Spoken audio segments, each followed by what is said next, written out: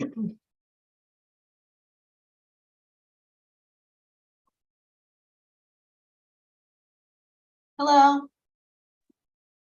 Hi, how are you? I'm good. How are you? Doing well. Doing well.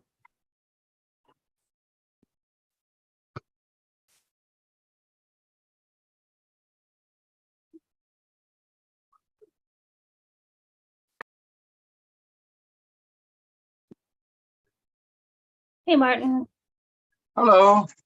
how are Hi. you? Wonderful. How are you Good. guys?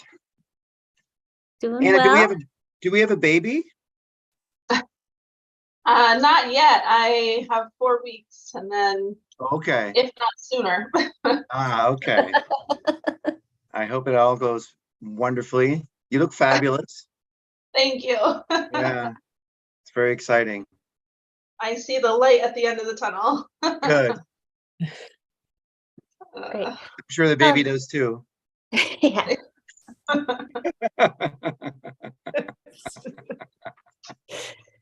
Yeah. Sorry, I Um, had to react.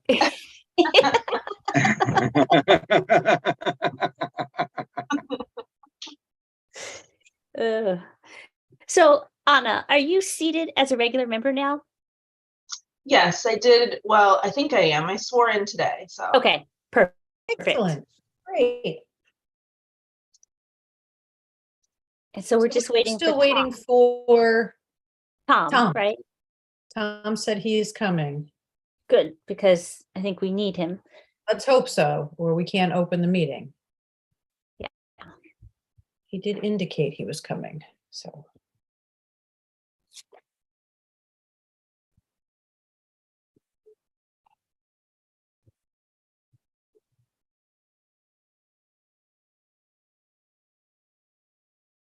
Everyone's going to want to finish before the Yukon game, right? So we have to stay on task.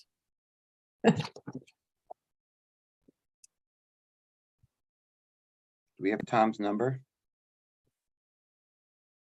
I don't have any of his contact information.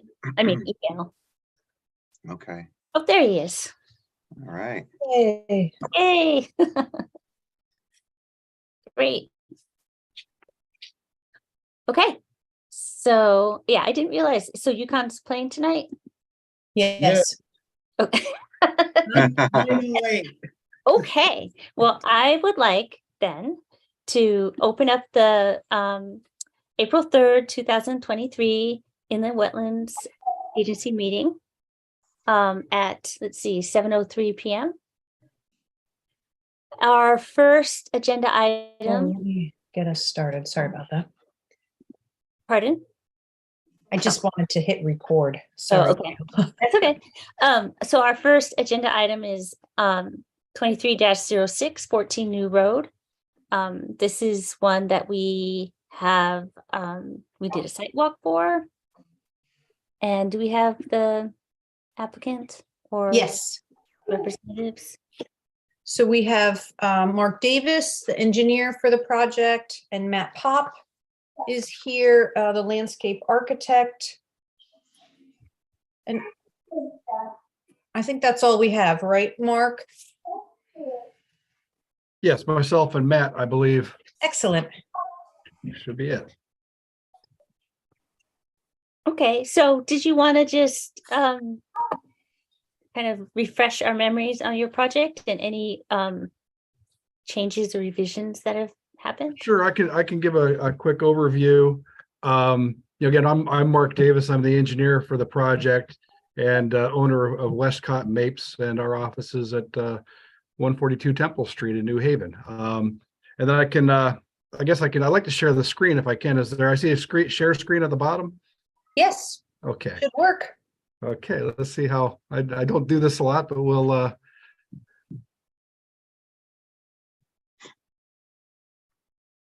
right. Yeah, so I guess I'll start with open up the site plan here.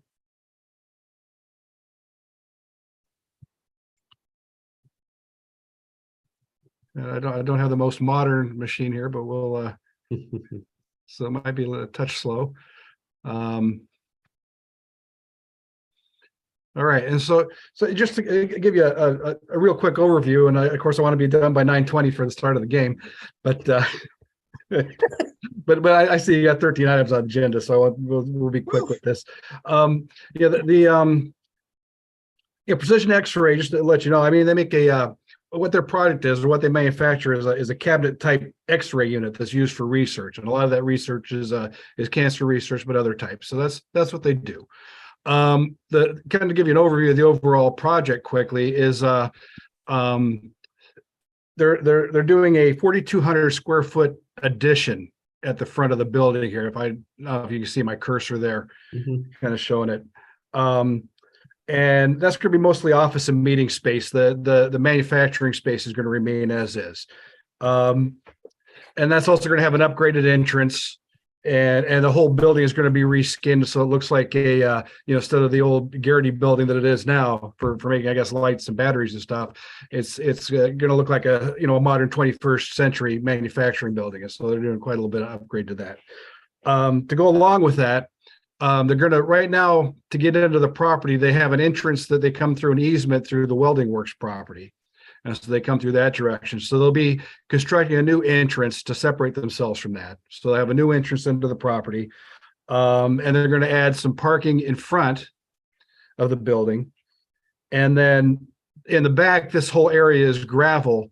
And so what they're going to do is they're going to pave and kind of formalize that parking and loading area in the back. The other thing, and actually I'm going to switch over here to the I'm going to switch to the S&E plan. I think is probably a good one to switch to, because that shows a lot of this stuff. Okay, let's close this so it's a little bit bigger, and then maybe we'll zoom in here a bit if we can. All right, and I'll get my little hand here so we can move around. And so we're also going to provide storm drainage. You can kind of see the catch basins here surrounded with, silt sacks, or provided with silt sacks. They're going to provide a water quality unit to treat stormwater, which is not happening now. And then also we're going to have a stormwater detention for our zero increase in runoff, to provide that. The other thing that we're going to have on here that you kind of wonder what this is, they're going to do solar panels on the roof. And then also these little gray shaded areas are carports that are going to have solar panels on the top of the carport. So trying to produce as much power on site as they can to attempt to, run their operation with self-produced power. They're also going to have, I don't know if it shows up real well here, but these first 4 spaces here are going to be provided with electric vehicle charging stations. So they'll have 2 units there so they can have the room to plug 4 cars in. And the last plan that I'll call up here is the is Matt's landscape plan. And so they're going to do also quite landscape improvements, of course, on this as well. So there are quite a few trees and plantings added to the site. This area now that's all gravel, the actual paved area will be less than the gravel area. So those areas will be seeded and returned to vegetated condition. There's a garage here that's going to be demoed, and that'll also be seeded and vegetated. There's and then they're also, they have some walkways, and they've got like an outdoor area for employees to gather, and they can have, they're thinking of having a grill maybe or something out there, for a Friday afternoon in the summer or something. But that's the overview of what we're doing. The one thing I would say is we're asking for a permit for a regulated activity from the agency, really just for one reason, and that's to be able to repair the outlet of the drainage system, and which y'all took a look at the site walk. That's the only reason that we're before the agency. Otherwise, all this other work wouldn't, if it weren't for the drainage issues, it wouldn't require any type of near the wetland or any type of permitting. One thing I will tell you since the site walk, It was requested that we meet with the neighbors to the east, the welding works with Ross McCartney, and then his engineer Chuck Mandel also met with us. And what they presented to us, and I'll call this up here, and I'm not sure if this was added to your packet, but I'll show you anyway, in case you haven't seen it. And that's so right now there's a 20-foot easement that we were planning on using for our drainage. And I know part of the concern on the site walk is there was an embankment on the south side of that, and there was a lot of large trees. What they presented to us, and this is Chuck's drawing that he sent to us, is that they're showing here a 25-foot easement, and they're showing the pipe. You know, we have to outlet in the same spot because of where the building is here, but they're showing a bulk of the pipe shifted over, as close as we can reasonably get to that easement with having room for the trench box or what have you, and then tying in. And we have no we're willing to make those changes as he's shown here. So that's what they've shown. There was also some concern with notifying Amtrak of the work, and we have been in communication. Actually, the contact I got is a fellow by the name of Alan Warner, who's in their Philadelphia office. And we had talked to him before because we were looking at some things with the fence at the back of the property, which is actually in the right of way.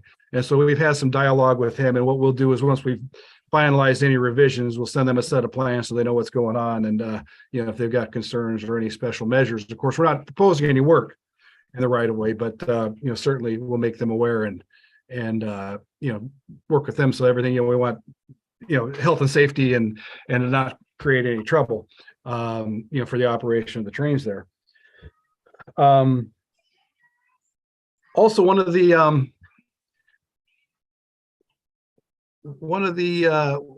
commissioners and or agency members here had asked about infiltration, to take a look at doing infiltration on the during the site walk. Had asked about it, and we are the site itself.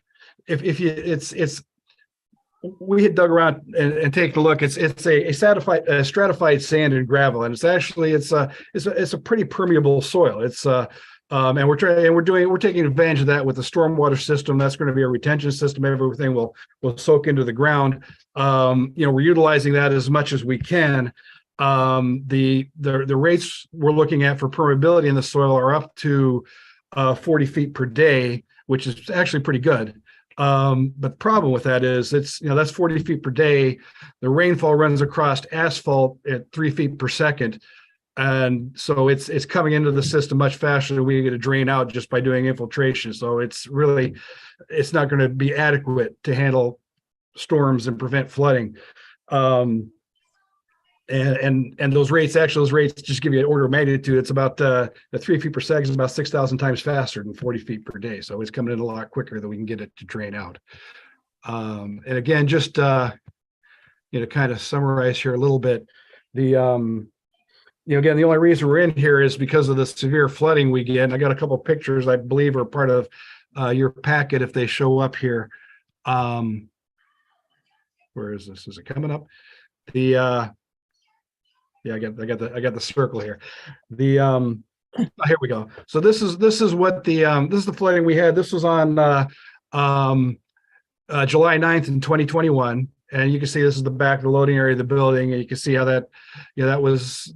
Actually, I have a case where an expert witness up in Cromwell for a home that got flooded out by a development up the top of the hill. So the storm was the same day. It was quite a little bit of rainfall, but they're flooded that day. The other one I've got here is from, I got another picture. This was last summer, September 13th. And again, what happens is it rains. It's a bit of a fishbowl. Everything stops here until it can, slowly soak into the ground at the 40 feet per day that it travels at. Excuse me. And then the last one I have here, this is a bit of this. I don't think you have. I don't think we're able to upload video. So we'll see if this, see if we can get this to play.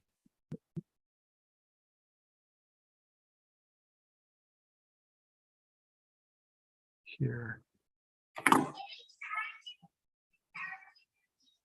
and perhaps not. Well, what this will show if it comes up is all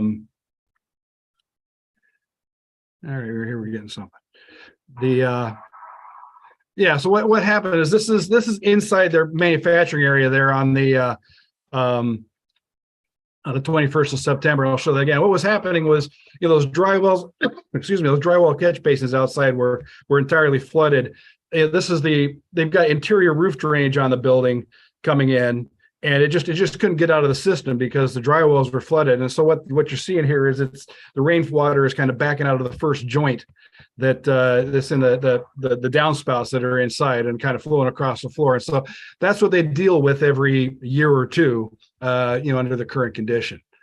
Other than that, that's kind of the story I've got to tell. I'm not sure if Matt has anything to add. I'll Matt stop Pop, my share here. Matt Pop, landscape architect, professional wetland scientist, and environmental land solutions. We're at Norwalk. Actually, my wife is from Madison, and her parents still live there. They live about a mile to the east of the site. The one thing I would say is along the kind of the new pipe that we're installing, we're going to be seeding that with a native field grass seed mixture, mainly grasses. Some wildflowers, but over time the wildflowers will probably die out and the grasses will take over. And then at the head wall, we are proposing just some northern bayberry. It's a native plant, kind of grows in dry areas, great for wildlife, just to stabilize the soil where the outlet is. So I think, and again, I think this project will help probably with the water quality entering in the large wetland system to the east of us. The catch basins have sumps and to remove sediment, and we will get some infiltration from the storm drain. So, and then the rest of the plantings, we didn't have that many trees proposed because of the solar panels we're proposing on top of the carports. But we do have a lot of evergreen screening at the entranceway. I think some of the members of the last commission we were in front of were pretty pleased with that, just to screen off the neighbor. So again, if you have any questions, be happy to answer them. Yeah, likewise. I would also mention, I don't know if Matt, you mentioned that, as well as being our landscape architect, you're also a certified wetland scientist, although professional wetland scientist. Actually, I was on a wetland commission in Greenwich for a number of years. So. Great. Well, thank you both. Mhm. Erin, did you want to add anything? I just had one question. The suggestion to relocate the pipe at the rear of Ross McCartney's property, does that reduce the number of trees that have to be removed in that area, or are you still anticipating the same amount? It will reduce. We'll move it as far as we'll be able to move it a good. Let me take a look at my scale here a little bit. And Mark, does that require expanding the easement area? Yeah, they were showing right now the easement we have is 20 feet, so they were showing a 25-foot easement, and then we would. That's what that additional black line was. Right, so we move the pipe as far north as we can, so that would save a number. It would save that embankment and the trees along there, as much as we can. And once we get towards the outlet, of course we can't, because the outlet is got to be right at that location because of where his existing building is there in the back, and we've got to be some distance away from that to keep that stable. Okay, thank you. Yeah.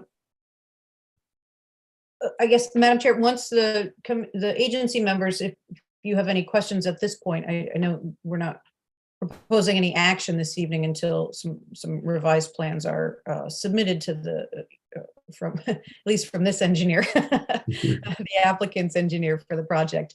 And it's not a public hearing, but Ross McCartney is here, as well as Chuck Mandel from Thomas Stevens and Associates, and they're requesting to speak as well, perhaps with a question or a comment. So if you're willing to entertain them after the agency discusses. Yeah, I think we can entertain that. So yes, so agency members, do you have questions? We are not acting on this tonight until we get more revised plans and more information.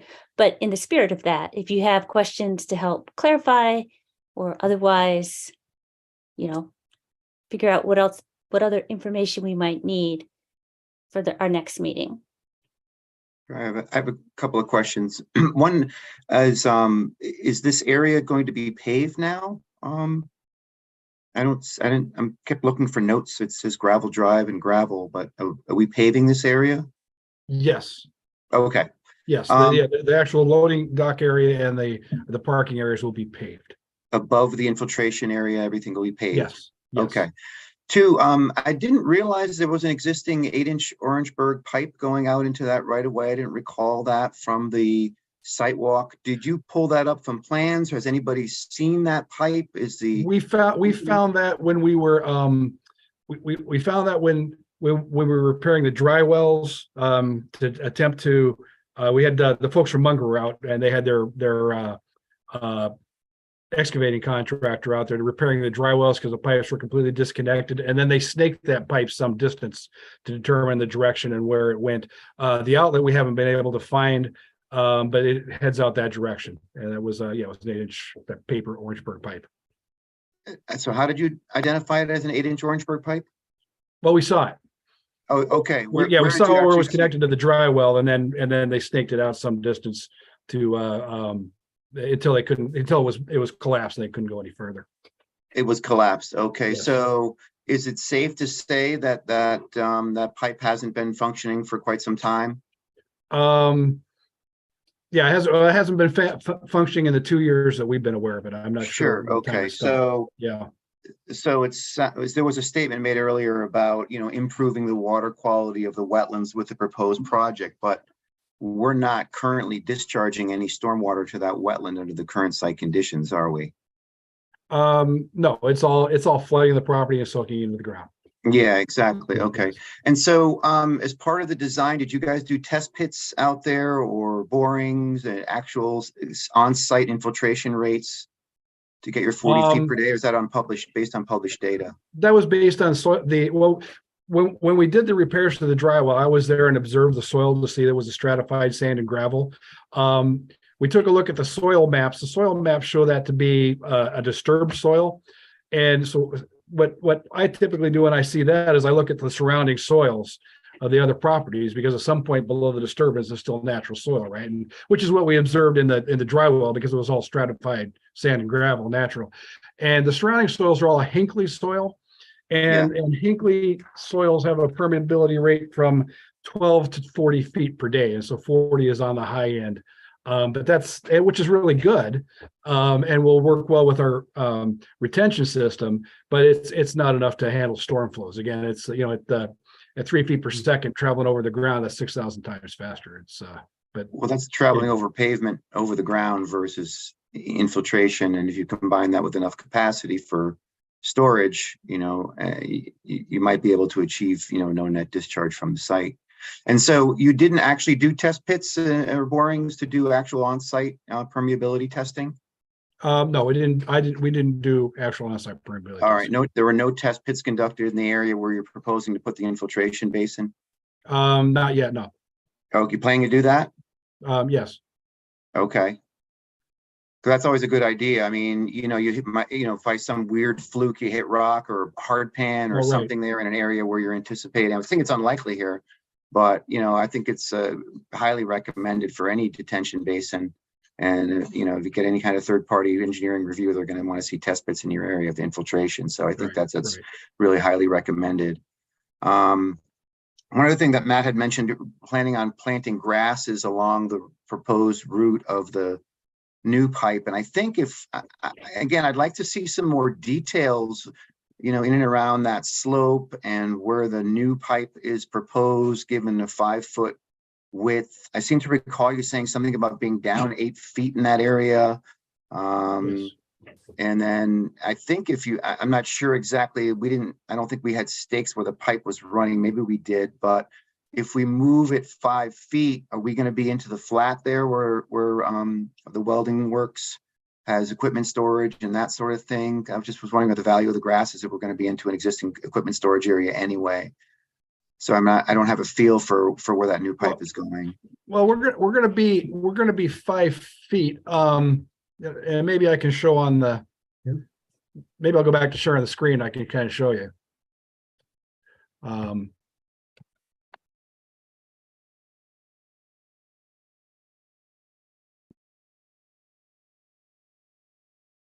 okay. And let me.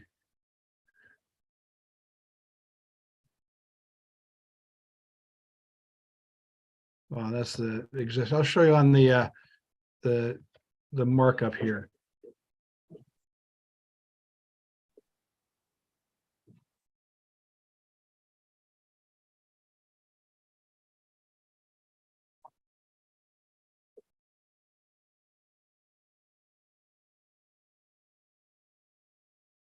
Oh, where are we at here? Okay, that's but to travel a little bit here to get to it. Okay. That's fine. Thank you. Yeah, so you can see where we had the pipe shown is here in black. This is where they're drawing, excuse me, in the red is what Chuck had drawn on here. So here's the embankment, and it looks like he had circled some of the bigger trees that you can see we were pretty close to. So this will move away and into the flat a bit. Now, this area shows a bit dry that would be repaired. I think once we get back into here, there's a little bit more of this flat area is a little more grassy. And so that'll lend itself to being vegetated as we get, closer to the outlet. The area up in here, yeah, you're right. That's paved, and that's their yard and their area that I would expect they want to continue to use. But at any rate, is either we're going to restore pavement or we're going to vegetate any disturbed areas so that we get some sort of, to stabilize the soil so we don't get any type of erosion or anything like that after construction. Sure. Okay. The storm drainage report.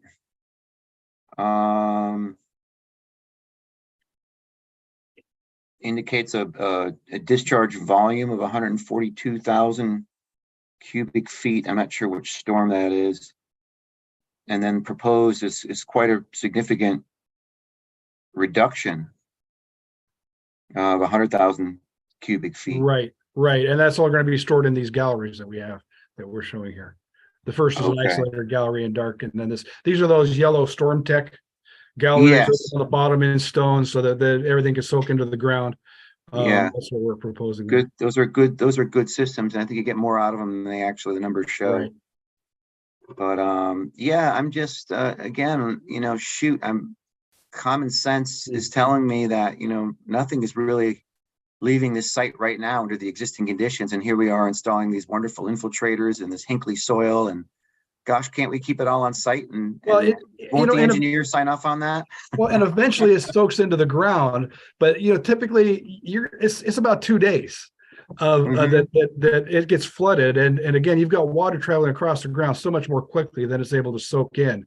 And certainly if we let it sit for the 2 days, it would go right into the ground. The problem is in the meantime we've got water in the manufacturing area, and it's a problem. The only way to protect against that is to have some sort of relief for that peak of that storm to be able to leave the site so that we don't have that flooding. You need an emergency overflow. Right. Well, and what it is, and so every year or two we have that little emergency. I wouldn't call it a huge emergency, but it's not good for their trying to work. Sure. Yeah. Sure. Okay. Thank you. That's all I have. All right. Anna or Tom, do you guys have questions for the applicant? No, I'm fine.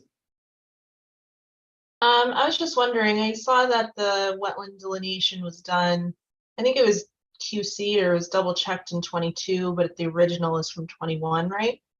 Was there ever a delineation report, or no, I know it's such a small area, even like a memo or something to go along with that? Yes, there's a report that we had done that was part of the submission. And actually, if you look at that, if you look at the photograph of the soils, you can see that the day that it was photographed, that area was flooded, which is interesting. And you can actually see the water around that in that same area that we show in the pictures. Yeah, the wetland report is entitled Soil Investigation Report. Yeah. Oh, okay, thank you. Yeah. And that was done by our soil scientist, JMM Wetlands Consulting, that did the flagging. Okay. All right, well, I'm assuming that in our next go around, you'll have more details and, construction things marked out and all of that. So Aaron, do you want to let Mr. McCartney and Mr. Mandel over if they're still interested? Sure. Ross still has his hand raised. He's coming over as a panelist.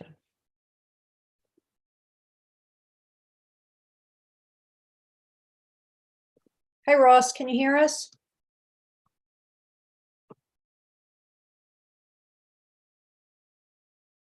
I think you're still muted. Got it. There Yep. you go. Can you hear me now? Yes, Super. Thank you for letting me take a couple minutes and talk about the proposal Mark went through. And just one thing I did want to note is, we had met previously with Mark and the owners to talk about some potential solutions to kind of avoid, removing a lot of those trees. Obviously, there's a lot of trees that would be impacted if they were going to use a 20-foot right of way. But I do want to note that that is only a proposal and we have not finalized a lot of those details. So I think there's quite a bit of work to do on that. The thing that I got a couple of things I'd like to highlight just for consideration. I think Amtrak being notified, I don't know if, and I missed the first part of the meeting, I apologize, but I don't know if Amtrak has been notified or if they've contacted Mark to really talk about the details of the project. But I think that's a really vital and important piece to this. It's very, very close to the railway. Certainly topography there is very steep. Anything that's changed or altered is I'm sure a big concern of the railway, and also the removal of any trees for that matter is something that needs to be well thought out. So I think that's got to have a real clear plan on exactly what happens there.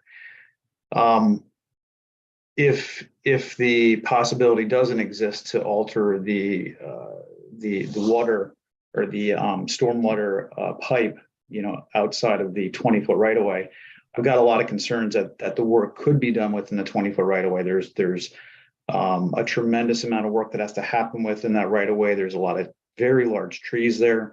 Other root systems for trees that would remain would be impacted. How are those trees going to be handled, mitigated? The removal of dirt, erosion control, a lot of things I think that details I'd really want to learn more about before an approval. And I don't know if Mark mentioned this, but the pipe does come very close to the foundation of the building or rear building there. I had a lot of concerns over that grade. The proposed grade is very steep. There's a large tree that's only maybe 3 or 4 feet away from the building that they want to take out. So I want to make sure that, the work that goes on around there, they propose putting pilings in. How are those pilings being installed from their perspective? When are they being installed? Those details are very important to, ensure that the building foundation is protected, obviously. The last thing that, I think, to me is important is, okay, fair enough. There's all these details that they list on their prints, but I don't know if there's enough structure behind what they're proposing at this point. They've got kind of some boilerplate stuff in the plan. So, I think, certainly whatever is being approved has to have a little bit more meat around the means and methods. So, again, I'm sure more of that will unfold, but that's very important, obviously, to know what's going to happen with the site. At the end of the day, I own the property, so whatever changes are made, whatever materials are taken out and put back in, I own that. I'm responsible for it. So it's an easement, but it's I own it forever, unfortunately. All right. Well, thank you for your comments. And I imagine, there will be ongoing discussions next month and more information will be gathered. Aaron, do we have anything else that we need to do? No, I think I would encourage the applicant to continue to work with Mr. McCartney ahead of our next meeting to iron out the logistics and any concerns he may have that are not necessarily related to the inland wetland aspects of the application, but the logistics of the overall project. All right, and I take it that, my client and Ross need to come to an understanding so that we can propose, so that we can show you what we're So constructing. you could design something, Yes, yes, exactly. that reflects both of their needs. So they're good.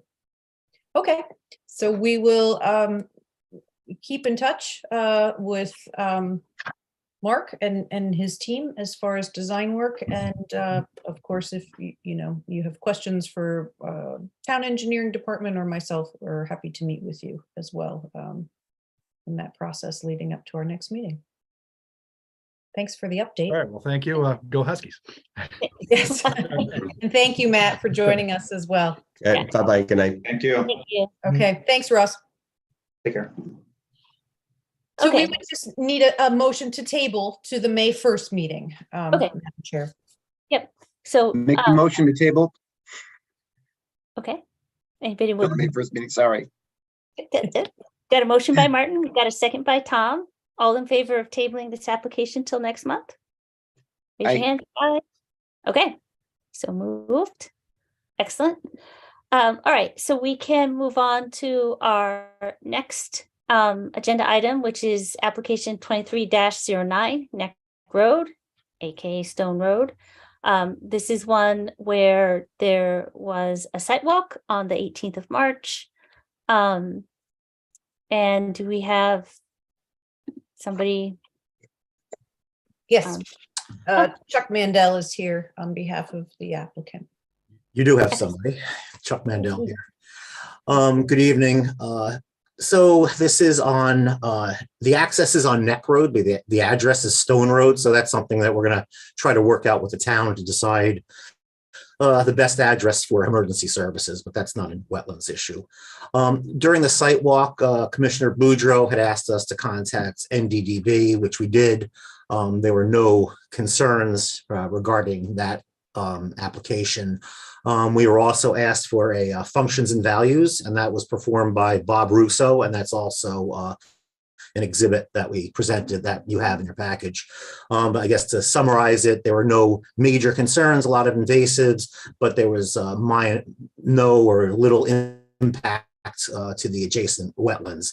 There is a dedicated 50-foot non-disturbance area, and we will not be going inside that area. The driveway access is actually all lawn right now, and that is actually incorporated into the non-disturbance area. So that won't be touched. That won't be mowed. There'll be it's going to be left in its natural state. Aaron, if you could share the screen and show sheet 2 of 2, it's a better overall view of the site, so the commission get a better sense of it.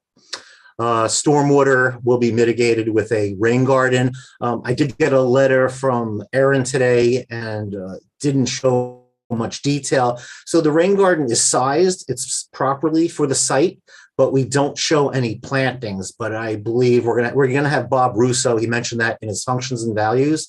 So he's gonna supervise the planting in the rain garden. That will be, of course, the hydrophytic plants are going to be whatever zone they need to be, emergent, floating, submerged. We're going to determine that once Bob gets in situ and can see exactly what the hydrology is right there. We do have test pits in the area. There is a septic system that's being proposed, and that is that long hatched area along with the reserve. It will be a little bit above grade since due to the groundwater, and we are proposing a non-footed retaining wall that's just going to keep the grading inside the outside the 50-foot non-disturbance area. The site is in a AE12 flood zone, so it will be FEMA compliant with the proper flood venting and grading. The utilities will be underground. We have, typically the water company doesn't like to look at plans until they're approved. They don't like to waste their time. So we are proposing a water line coming from Neck Road. So that's also shown on the plan within the right of way. Let's see, there was a chain link, not a chain link, there was a split rail fence that will have to be relocated, and that shows on the other plan. Oh, actually, it shows on this plan too. There's a note to the right. It says existing wooden fence to be removed, to be relocated along the property line, and it's going to end at the non-disturbance area. It's going to end right where it says monument found, right in that spot there. The architects are Gray Organchi out of New Haven. They're very well respected. They do a great job. It's gonna be a nice looking house for the Corwins. And I think if there are any questions, I'll be more than happy to entertain it. But one more thing, most of the site is inside the 100-foot review. We have wetlands to the north and to the south. So there's just a small band of non-regulated area within that site. Thank you. You're All right. welcome. Any questions for Mr. Mandel? I just want to say that I did get a chance to walk by and down and through the site this afternoon before the meeting. So I did take a look at it and looked closely, especially where the driveway is near the wetlands. But, you know, as Chuck said, it's all mowed lawn over there. And, you know, quite a bit of invasives throughout the site. The rain garden, is that, do we have a profile on that? Is that one of the things that we're looking for detail on? I believe there's a cross section, but there we don't show the specific plants in there. Okay. I didn't see that Uh, cross section. let's see. so I think that's one of the items I was looking for. Oh, you're right. I was looking at another plan that had a cross section on there. So That would be a detail that would be helpful to include yeah. on the plan. Yeah, typically they're a foot, no more than a foot deep anyway in there. But we can certainly, it is sized for the stormwater, for the roof water. So the actual size is the correct size. We just don't show the plantings on there. I did check with the health department today, as they had requested additional information in their review of the application. Although an approval has not yet been issued, I did ask if there are any anticipated major revisions, I guess, aside from, you know, labeling issues, things of that nature. And Amanda Matura, our sanitarian, did not expect any significant site changes from what was. We did get a letter from her, Aaron. I think I forwarded to you like at 4 o'clock today. And there are some labeling issues. She wanted to know maybe a confirmatory test pit once the system's installed, but that's a standard note on there. So she did give a conditional approval. Maybe around 4 o'clock I had sent that over to you, if that's what you're talking about. Yes, I apologize, I don't have that. Okay.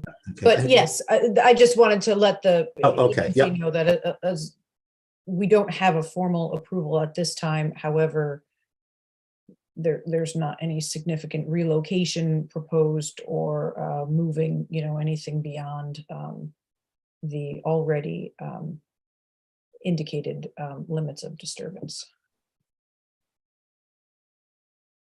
Well, I have a question about the no mold, non-disturbance area. Is your client in charge of maintaining that?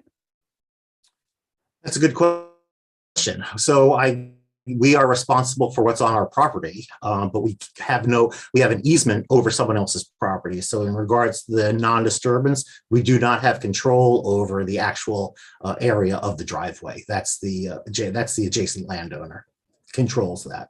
But it is stipulated that was one of the stipulations, that it be a non-disturbance area. So whether we can mark it somehow with plaques, perhaps. I'm not sure how we can actually do that on someone else's property. Depends how the easement language was written, whether we can actually post it. As I recall, I thought that we wanted it, because this is something that came before in the wetlands earlier, is that there was a hope request. I don't remember the easement language, that it be marked, because otherwise with any of these areas that are no mow, no disturbance, if they are not delineated, obviously, and as ownership changes, that becomes an issue. So I would want to see, or I'd want to understand better what is happening with respect to that non-disturbance area, and who is going to be responsible. Right. So the actual area, Kilo, was pinned. There are survey pins at those witness stakes, so it's marked in the field. But as far as witness posts, there are none at this point. Right, so it's marked, but it's so not someone, like, a layman would. right, that's what I Yeah. mean, is that Yeah. if there's a landscaper, or there's a snowplow, or if there's a whatever, how is that going to be delineated, and how is that going to be maintained? Because that is the intent of that non-disturbance. Well, I think unfortunately, part of that was the approval process on that property. That is not the subject application. So we can't impose new conditions on that property at this point. So I think the limits of this right of way are for, and I briefly read through the language today that was provided for the right of way. It's for utilities and access and maintenance, and that's over the area where the driveway is, within that easement area. The area of non-disturbance is outside of that easement area. That's not under the control of this property owner. It's under the control there's of the nothing. adjacent property owner. So there's no part of that 50-foot buffer that's associated with this application? No, only on their Only the property. easement, only, okay. Only the limit of non-disturbance on this property, which, as we've seen on site, is significantly overgrown, essentially. I mean, we could certainly post our property, but as Aaron mentioned, now that was an earlier application before the commission, correct, Aaron? That whole easement, did that go before wetlands at some point? Yes, Yeah. Yes, and it Oh, was okay. modified not that long ago. I think Right. a couple years I ago. included a copy of that. Yeah. Hold on a second here. I think I have that. Well, I guess my concern would be, it's, who, then what happens, right? To the parts. I mean, I guess your client is in charge of there a little bit. And then what happens to the rest? I mean, and I don't know what they intend on the other property. So this is the plan that was approved by the commission. And this is Neck Road here. Right. This is the subject parcel of this application here. Right, and the original subdivision had access coming up through this right of way and access straight across here.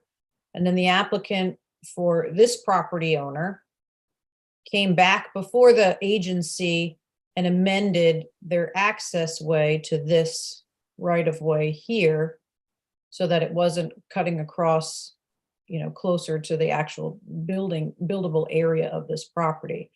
And as part of that, this section was dedicated or designated as no mow with native grasses as a buffer. There were no additional conditions placed on that application or that approval, aside from the indication that that's how. So at this point, it's going to be coordination between both property owners to make sure that the installation of this is in accordance with both approvals. Perhaps speaking with the adjacent property owners. Is it still the Walsers, Chuck? That I don't know. I believe it is, but I'm not sure. I didn't notice any change of ownership. But as you mentioned, that is completely off it's not even in the easement. So that's the problem. Right, so we can't, the agency is not able to condition any additional requirements on that property as part of this application. Legally, we can't do that. What we can do, and from a staffing enforcement, is looking at this and when the driveway is constructed, and the utilities are run, to then coordinate with that additional property owner to make sure that the area is no mow. If at staff's suggestion, if the applicant's willing to mark it, then there's no problem with that. We just can't make that mandatory at this point. But we can encourage it, and I'm happy to. Yeah, and the reach out survey to them point, and talk to the them. survey points are in. There are and we can put witness stakes there, but those typically disappear. Maybe a cedar post or something might be better, but it's going to be really, like you said, snow plowing. These guys aren't going to be looking for that unless something is fairly well defined. What do you mean, baby? But Okay. Well, it would be nice to have markings so that snowplows and landscapers do not stray. The boundaries of the and the driveway is not proposed to extend the entire width of the right of way. It's only an access to a single family house. If it's is it 20 or 25 feet? I mean, typically a driveway is what, 12 feet wide? You're not there should be area on either side of that to allow for that snow shelf. yeah, that's a 25 driveway. A typical driveway width would be 12 feet. So we can certainly favor one side when we construct it. Maybe make it 5 feet off the one side, away from the non-disturbed area. Well, that would be better. Right.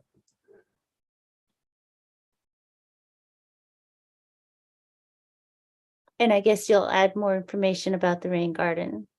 Well, I can have a planting plan for that, for the cross section. And the cross section, that I would recommend as a condition of approval. But materially, the plans will not change from what you see right now. It'll just be a cross section and plantings. Right, you have the calculations on Yes. the Yep. drawing. Are there Yes. other questions for the applicant? I have no questions. Nope. No. Well, Aaron has very kindly provided us with a draft motion resolution. If someone Share that. wants to propose that with the inclusion of what we've discussed about the hatching on the rain garden, and I guess we can't condition very much about the drive, but I would like to stay away from the non-disturbance area as much as possible. So does anybody want to take a stab or at least make a motion with the resolution? I'll make a motion that we approve application 2309 for Neck Road, AKA Stone Road, map 12, lot 103-1, in accordance with the resolution that's been prepared by town staff in the memo dated today, April 3rd. And in addition to the 4 conditions that are provided, we would like to add that the actual constructed driveway within the right-of-way be shifted southward to within, say, 5 feet of the southern right-of-way limit to pull it as far away from the nearby wetland area as possible. And secondly, that the final design for the rain garden including plantings and cross sections, be reviewed and approved by town staff. Thank you. Is there a second? I'll I'll second. second it. Anna can second that. All right. So thank you. We have a motion. We have a second. Are there any discussion points that anybody else wants to add before we vote? No, everybody is looking at the clock. All right. All in favor of the motion as proposed? Raise your hand, say aye. Aye. Okay, any opposed, abstaining? No. Great.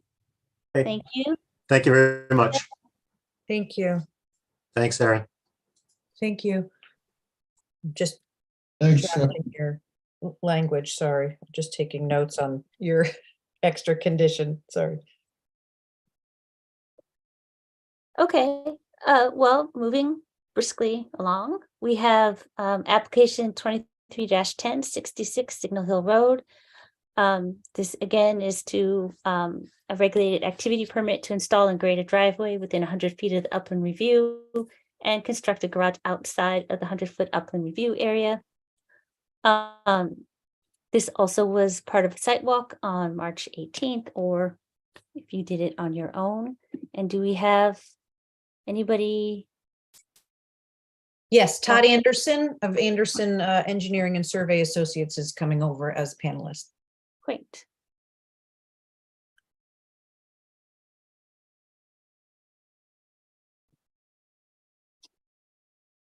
Good evening. Can you hear me? Yes, hi, Todd. Todd Anderson from Anderson Associates in Guilford, here on behalf of Susan Hartman. I think all of you were on the site walk a couple weeks ago. She is proposing to build a accessory apartment on top of a garage in the rear of her property, beyond the 100-foot review zone, and constructing a driveway associated with that within the 100-foot review zone. The wetlands that are in question are on the neighboring piece of property, not her property, albeit very close.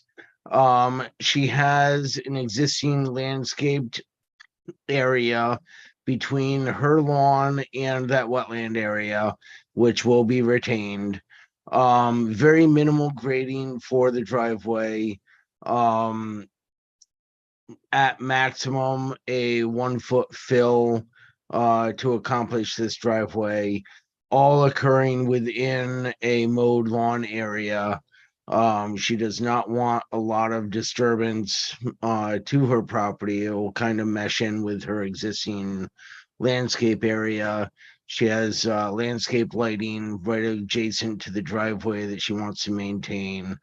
That magnolia tree between her house and the wetlands, she loves that tree. That will be retained and not disturbed. The only tree removal, there's one holly bush which is right at the 100-foot review zone, another holly bush at about 106, 107 feet from the wetlands. Those she wants to relocate somewhere on the property. She loves those holly trees. And then that tree clump, which is kind of a mess anyways, that will be removed. The arborvitae, albeit that's probably about 150 feet from the wetlands, 140.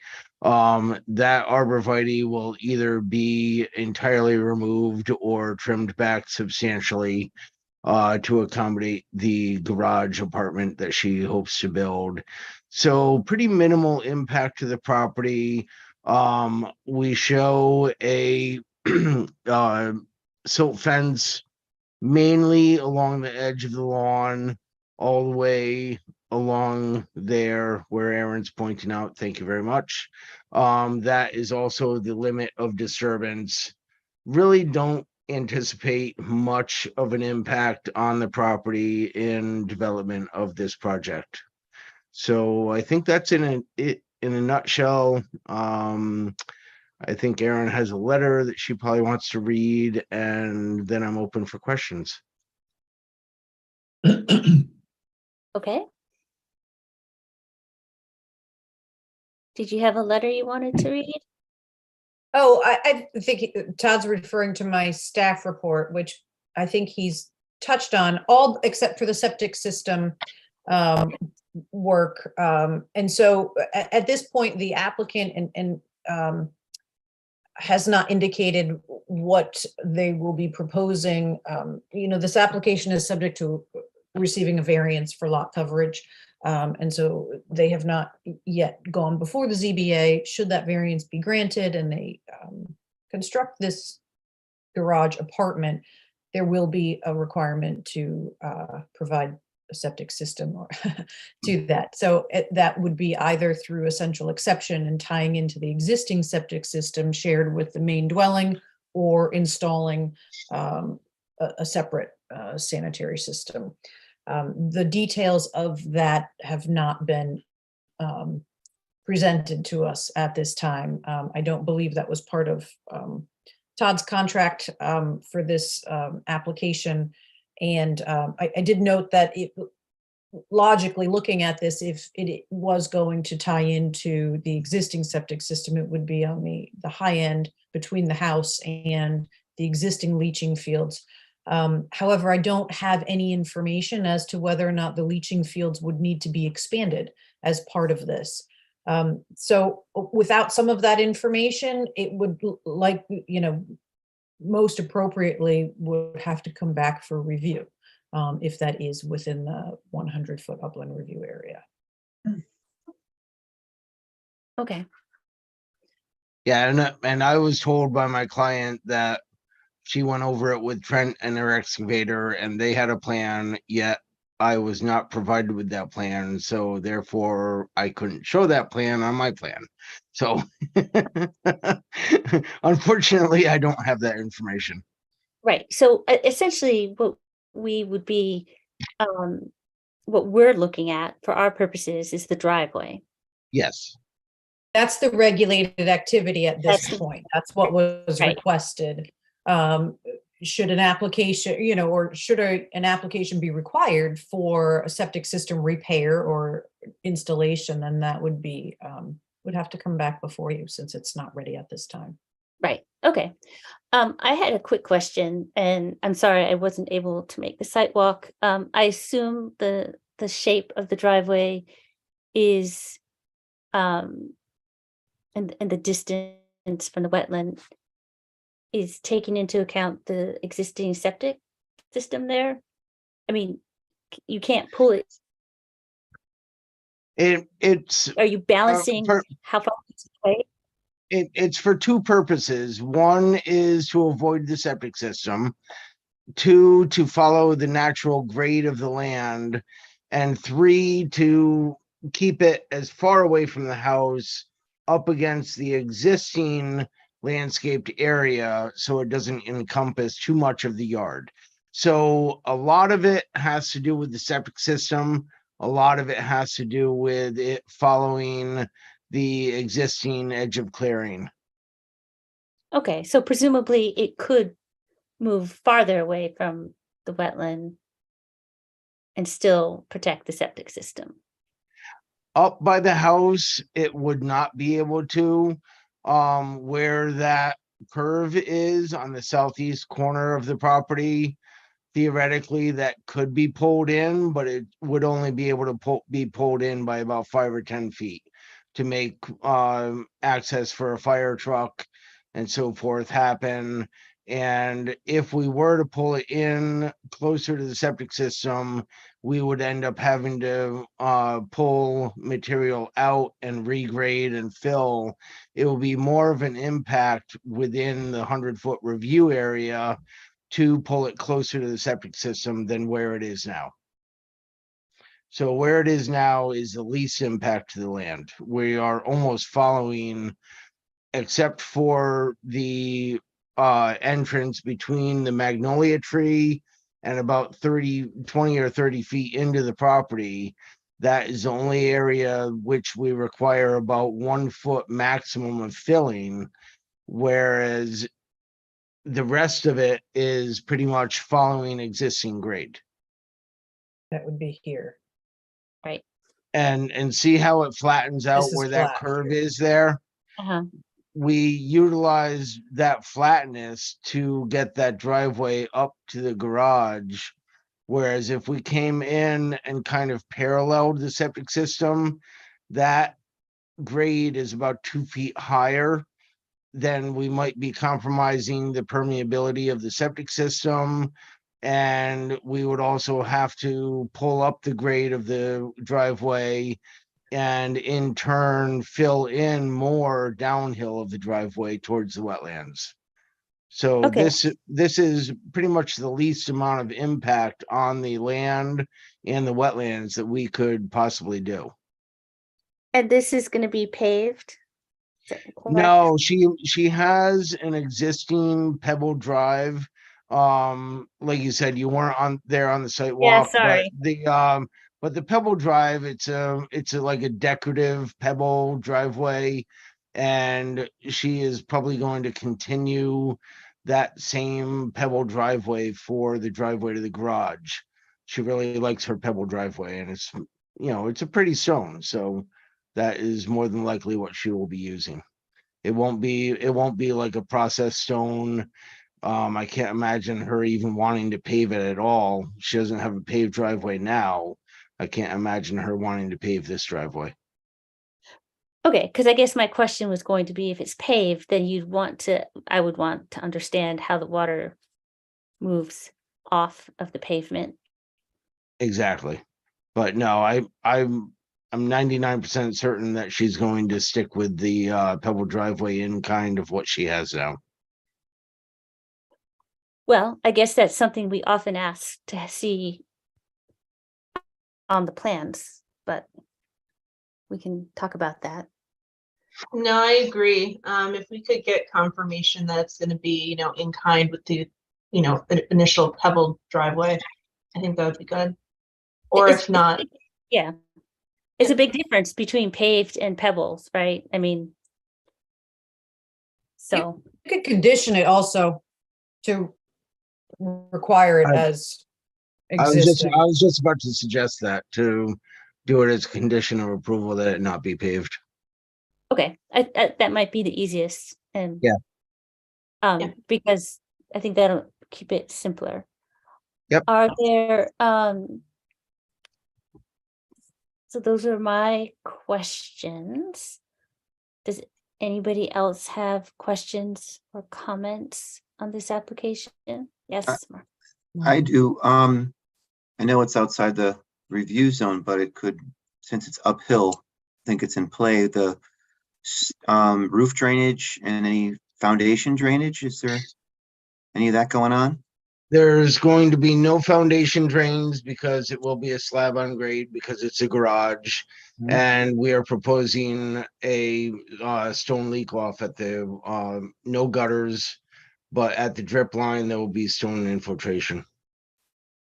Okay, all right. And it looks like the driveway turns, up the hill and it's kind of proceeding in an existing notch, if you will, in the topography, sort of a crease. Yeah, very slightly.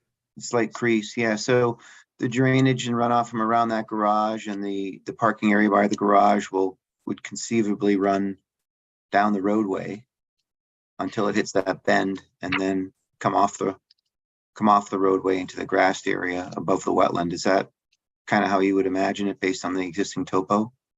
Well, again, this site is on very beautiful sand and gravel. It's right next to Hammonasset, beautiful porosity of the soil. And utilizing the pea stone driveway, that water will infiltrate down through the driveway and not create, if it were paved, then I'd be concerned, which is why, I didn't put on the plans that it wasn't going to be paved, but, she wants to keep in kind with her driveway. But being that it won't be paved, that water will infiltrate down into the driveway before it concentrates into a runoff towards the wetlands. Yeah. My lane's not paved and we still, have runoff. It does compact, over time, and I think Do you have processed stone? sometimes, yeah, it goes away. Processed stone. Guilford has started to treat processed stone as impervious coverage Uh-huh. because it compacts and it Yeah. is impervious. But Yeah. when you have the pea stone, which does not compact, were you there at the sidewalk and walked on the driveway? No. That stone is a loose stone. It has very good permeability. It's not like a processed stone. It does not compact, which is a Okay. beautiful thing about it. Super. Thank you, Todd. You're welcome.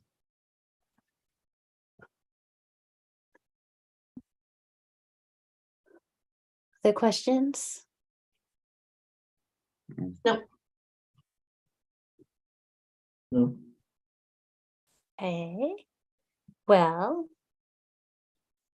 if the agency feels comfortable with the information that we have on hand and potential conditions that we might want to add to any motion, we could act on this. Or not. Looking for some reaction here, people. I know. Good effort. I would assume. I motion to approve. Hey, pitch it. Easy. Yeah. Okay. I think it's a pretty straightforward, application here, and I think we've gone through the appropriate questions, and I'd like to make a motion that we Well, we approve have one. this. I'd like to, what? What did I do? I'll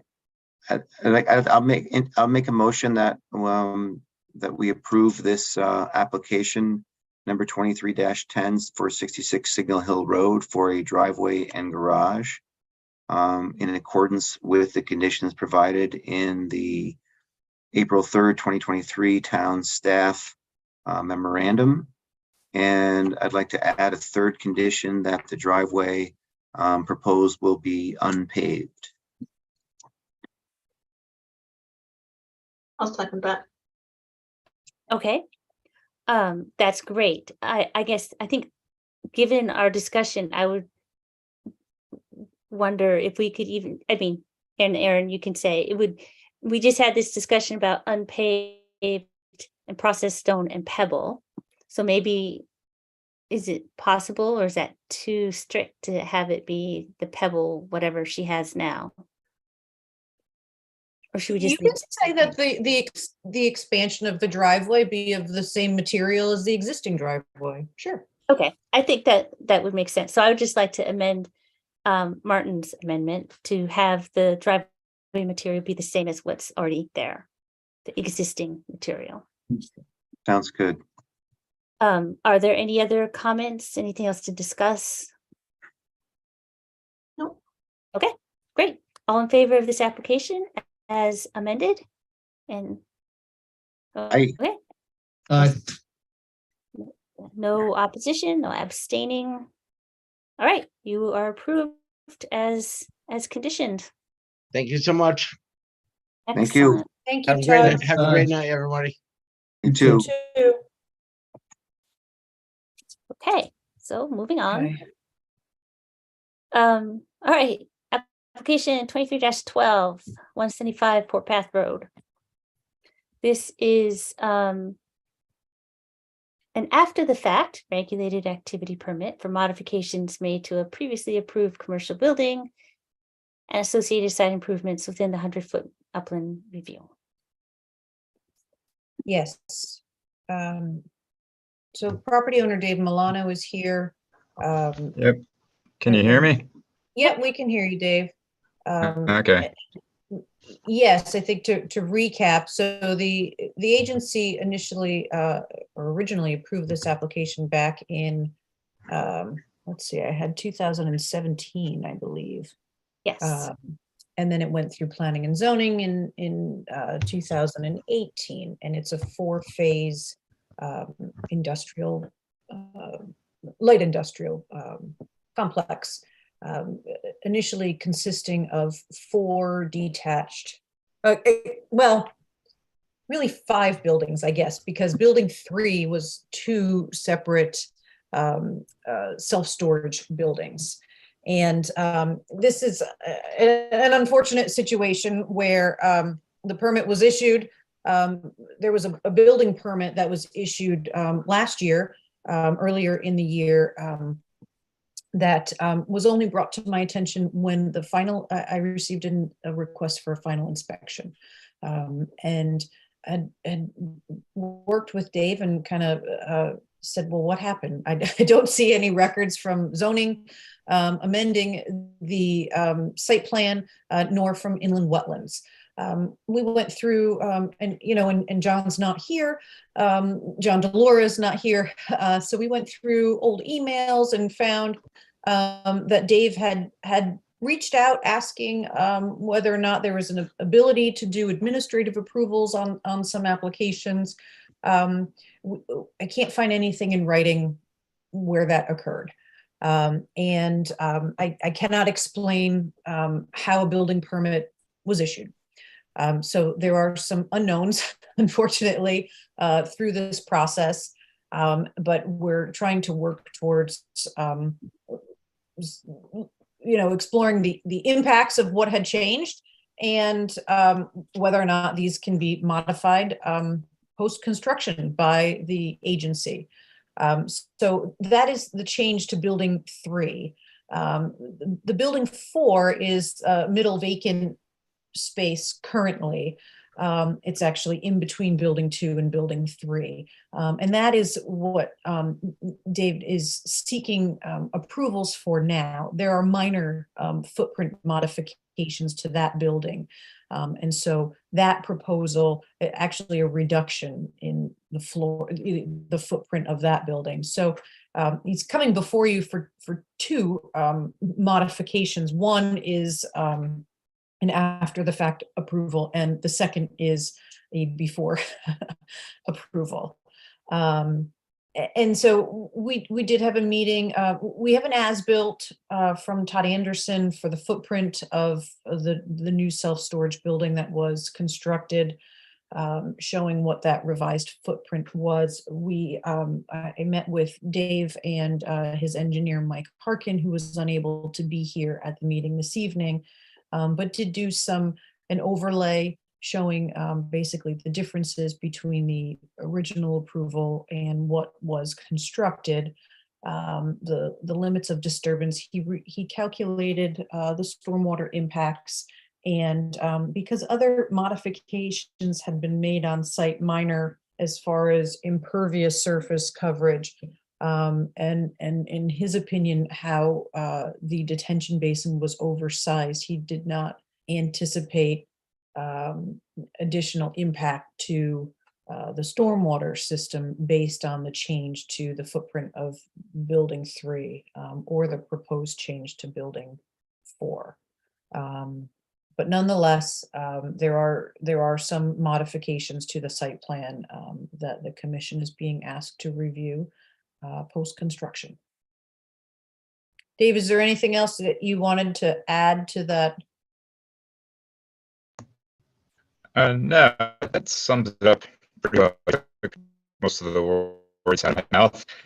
I mean, just to emphasize, I thought we were going through the project and received the verbal approval. Obviously, it never got translated into a written approval. But yeah, here we are, and that's what we're looking to do tonight.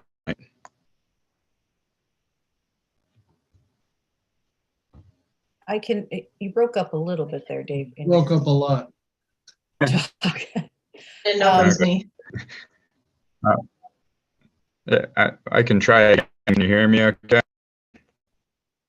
Yeah, we can hear you now. Okay. No, There you I go. mean, Aaron took the words out of my mouth.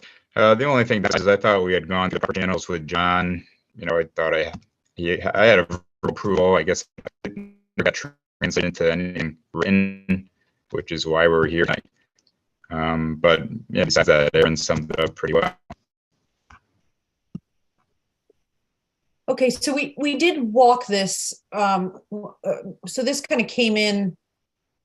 It came in 24 hours prior to your last meeting, but later than when the agenda was posted. So Maria hadn't added it to that. We were able to add it to the walk to at least go out while we were driving by on Mungertown. So at least we could put eyes on what's been constructed. I can, if you're willing, I can screen share what the site development plan was for that came before you in 2017 and show you this particular area. We can start with building 3. And so basically Fort Path Road kind of comes down and comes in this way. This is the second building in the park. There's one down this direction as well, which was in here, correct?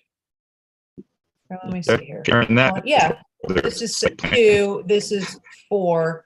This was buildings 3, were shown initially as 2 detached self-storage buildings. Yeah, so just Aaron, you can hear me. That's their site plan. That's actually not the approved site plan from 2017. That was an older design. Well, so this is in the, I can show you the, hold on a second. Yeah, if you're able to bring up Mike Harkin's email from Friday, I believe that has the proper. Here's what the plans were. It's very similar. Okay, there's Fort Path this way over the bridge. These were the 4 buildings that were approved. Here's an inland wetland line here, basically at the edge of the development. These are our boulder delineation from the edge of the parking lot here. This building is not yet built. These 2 are completed. And this building is now one building that has been revised, which I will show you the as-built for that. So this area is the subject of the proposed modification. There, as you can see here, and I can zoom in for you.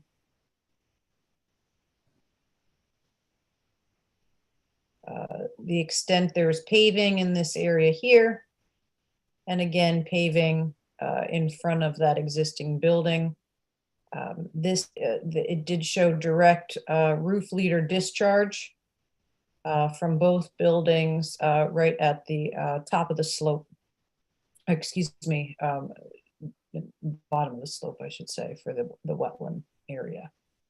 This particular building, and I guess really the most significant change that you'll see moving forward is this kind of area with the loading docks in the back. This is the area that has been, is proposed to be revised.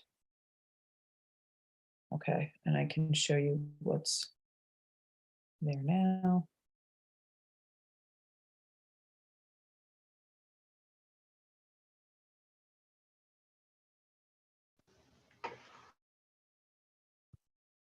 So this is what was constructed. Which brings this portion of the building further from the wetland, but this portion a little bit closer. And then it includes paving to this area of the building here. From our site visit, there are roof leaders that are still discharging. Rather than just two roof leaders, I counted 5 coming out from various downspouts along the building into this area. So perhaps a less concentrated flow out of one discharge pipe. This area is all landscaped with wood chips currently. So that's really the extent of changes here to this building. And as you can see, the changes are really kind of straightening out this building in the rear. They're eliminating the need for loading docks, I think, Dave, and having the building kind of reflect more of the style of the other buildings that were already built, that have accessibility either with garage bays or physical doors for tenants to access, as opposed to this being a loading dock feature. It's my understanding that the septic system is already installed. This is not, this area is not yet paved, but the proposed limits of disturbance here have not increased or gotten closer to the wetland line. Are there any questions on that? Are there an increase in parking spaces? Yeah, there are. On the original plan, there was nothing on the south side of the building, just on the north side. So, you know, everything on the south side is roughly an increase. In physical number of parking spaces, however, this was always proposed as, which I think, as paved area because it was shown as loading dock area. So while it's, I don't have an overall update on the counts of striped parking spaces, but the actual limits of pavement in the, the curb line area for this portion are not changing. This curb line is established basically already. So the overall impervious surface has not changed? According to Michael Harkin, it is a negligible change. I'll show you what he has provided. So this is his letter that accompanied these plans. He's reviewed the as-built from Anderson Engineering and his original design and calculations. They did go out on the field and take measurements themselves. He's finding that the modifications made are minor in nature and will have no negative impacts on the intent of the original site design. They computed the new impervious values based upon the approved. They've checked the numbers in their drainage calculations and do find a minor increase, but that it's negligible because of the sizing of how he designed the original detention basin. And he did determine that there's no increase in velocity within the storm drainage pipe network or water elevation within the detention basin.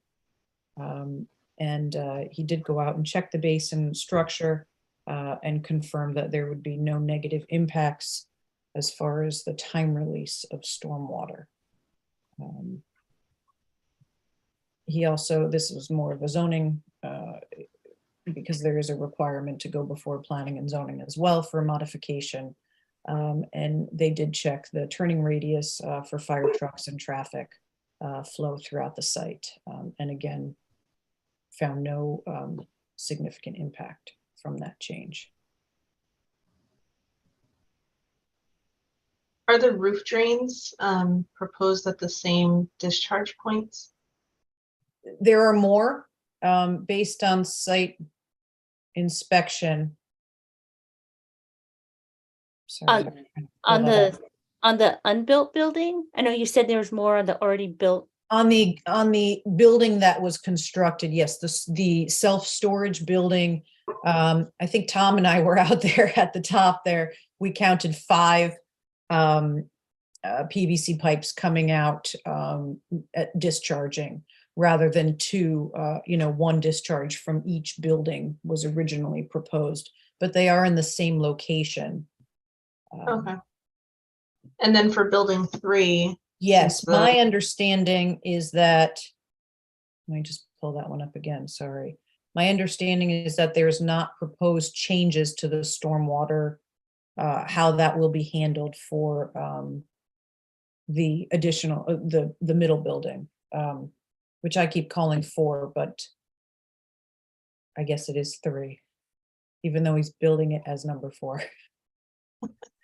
So- And in Mike Harkin's letter, he's saying that because he overbuilt or included extra safety measures in his stormwater, then that is fine. But The system can accommodate that. it can Correct. accommodate it. But does that mean, because he didn't actually give any numbers, so I'm just curious, does that mean that, I mean, clearly that means that there is less of this buffer that he had built in? Right? Yes. I mean, so there, and I don't remember from the application if it's a, 50-year storm or 100-year storm, whatever. And of course, a lot has changed in our climate in that time. So I'm just, it sounds like, yes, it will accommodate what it needs to accommodate, but whatever buffer he put in for that has decreased. Right, and I don't, there's, I don't know what buffer means really as he mentions that in his letter. I think we don't have any existing stormwater as-built for the project, and that's something that I would encourage and encourage the commission to require prior to final sign-off, to make sure that as changes have been made to the site, and modifications have been made, that it is consistent with the original approval, and that it's constructed to function properly. Right. Yeah, I would so- want to, yes, I would definitely want. Yes. I don't have the calculations. That's something you can ask for if you'd like. I can tell you from when we went out, every time I've been out on the property or sent my inspector out to look at the property, the water treatment area, water quality area, I guess, of the basement, that forebay has been filled with water all the time, and the oversized detention basin itself has always been dry. So there's water that is in that pre-treatment area, I guess. And but you've been not out this in the past year, other. but you've only been out this past year. Yeah, Okay. yeah, I You don't were have in- anything to compare to. Right, because then we were in drought this summer and we haven't had a lot of rain, so, which is fine. It's just, a benchmark. Are there other questions from the, Yeah, just to interject one thing at the site, almost every day, 5 days a week, and that big detention basin is almost always dry. On a rare rainstorm, you might see a little bit of water that, with grass poking up higher than the water, but it's not something that's close to filling up even fractionally. And I drive through there almost every day. okay, And so I think something to remember in looking at this design is a little different, I think, than some design requirements that we have currently. If you look at this existing plan, oops, I just closed out of it. I'm sorry, hold on. I'll pull it up for you. It speaks to Anna's question about stormwater for roof leaders, and perhaps what's making its way into the basin. All the roof leaders discharge directly into the wetland, and that was the approved plan. So where we are requiring now that all impervious areas are collected and sent to the stormwater system, in this particular case, that wasn't the case. So here was the approved building for building 3, And this is, you can see this is existing curb line here. Right? So that is not changing as part of this. You know, some of these landscape aisles have changed, and ultimately a final as-built will show those layouts. But you could see that the roof leaders here are coming right out, direct discharge. They're not getting tied into the drainage system here, that essentially comes into here. So this is where I've seen. Now, this could be just based on the water that's being received. It could be the design or the construction of the detention basin. You know, is the water Yeah, getting, and you know, Aaron, one quick thing, that detention basin is actually, that's an old drawing.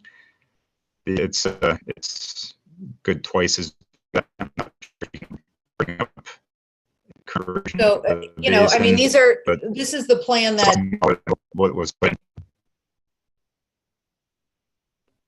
so this is the plan that Mike Harkins sent over as his drainage plan. There, you know, I know there is which I guess we can look at just even the Google Earth to kind of see what it is. And this is one of the reasons why I'm recommending that we have a stormwater as-built, so that we can see exactly what's there and make sure that based on the original design of the project and the engineering, that what's out there is functioning as intended.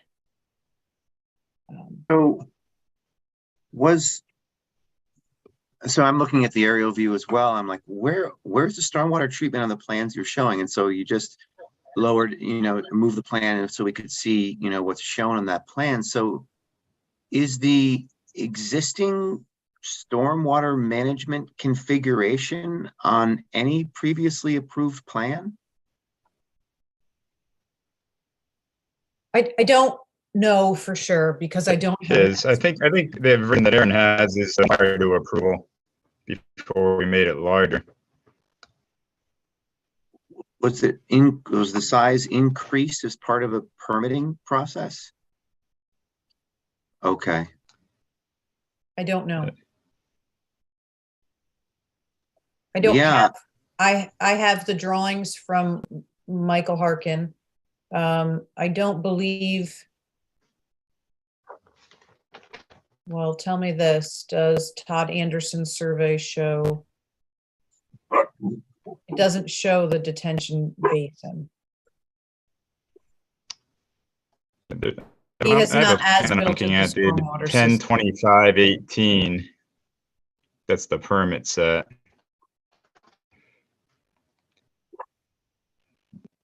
Do you have that one, Aaron? 10/25/18 for I a have- date.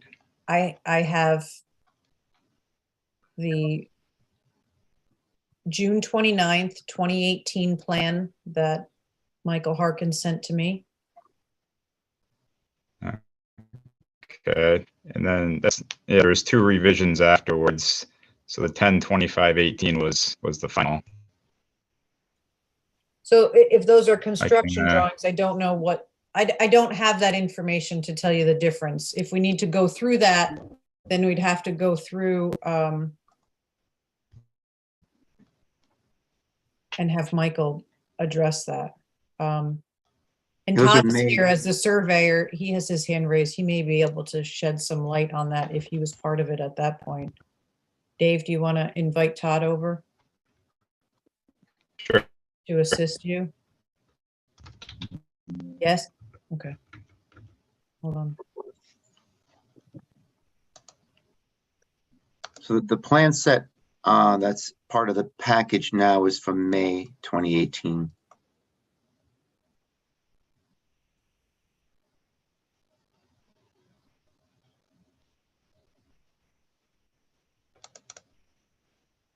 Todd, are you there? Do you have any? You don't have any as-built of the drainage, do you? I do not have an as-built, but I just emailed you Mike Harkin's soil erosion sedimentation plan which was dated 10/25/18. And it definitely shows that detention basin about 2.5 times the size of the plan that you just shared. And the pre-basin that is up close to the parking lot, which is even larger than on the plan that you just shared. We have it on our schedule to do a full as-built of all of the drainage and detention basins. But with our workload right now, it's probably going to be another 1.5 to 2 months before we can accomplish all of that. But what I can say is that what they have on site right now is a lot larger than what you were sharing and what you're talking about. So I think the question is, when did that go before the Inland Wetlands Agency in between 2017 and October of 2018 to amend that drainage plan? That I don't know. His revisions were June 29th of 2018. He says detention pond and utilities. August 16th of 2018, drafting and added sheets. And then 10/25/18 was his permit set, which is what I have a copy of, which I just shared with you. But I don't have record of when he went to Wetlands Commission. I have a record that it was in 2017, which was why I uploaded the plan Gotcha. with my staff report that showed the drawings that were in the inland wetlands application. Yeah, unfortunately, I don't have that information. I wasn't a part of that, so I don't know. Well, so perhaps we need to just go back and look at, I don't have those files in front of me, the 2017 Inland Wetlands Agency files. But I think that would be useful information to provide to the agency, what changed in the stormwater plan since your original approval in 2017, and whether or not you've reviewed that. This could go beyond just modifying the footprint of that building. It may be a modification of the overall storm drainage system as well that you need to consider. Yeah, I don't. Reasons for remember- that change. Yeah, because I only remember we did a site walk for this, and I just looked, I have a new computer and I don't have those old files on here. But I don't remember anything coming back since then. I don't remember any modifications coming back. Right. So at that point in 2017, that was Bob Kukta? Yes. Okay. Or Yes. 2018. So I can go back and look in the file and see what is in there. You know, I mean, some of these are larger files, and see how those changes came about. And be able Yes, and maybe provide that. maybe they didn't go through, maybe it was like a section 13 thing. I don't know. I know. And I Yeah, think so this may have been I'm done looking at it. I'm differently looking at than- the one that is stated July 2nd, 2018 is when the approval took place. For inland wetlands, Dave, you said July 2018? Or is that planning and zoning? July 2nd, 2018, inland wetlands. Yeah, so that would be in keeping with Mike Harkin's revision of June 29th, 2018 for the detention pond and utilities. Which is why he sent those plans, I think.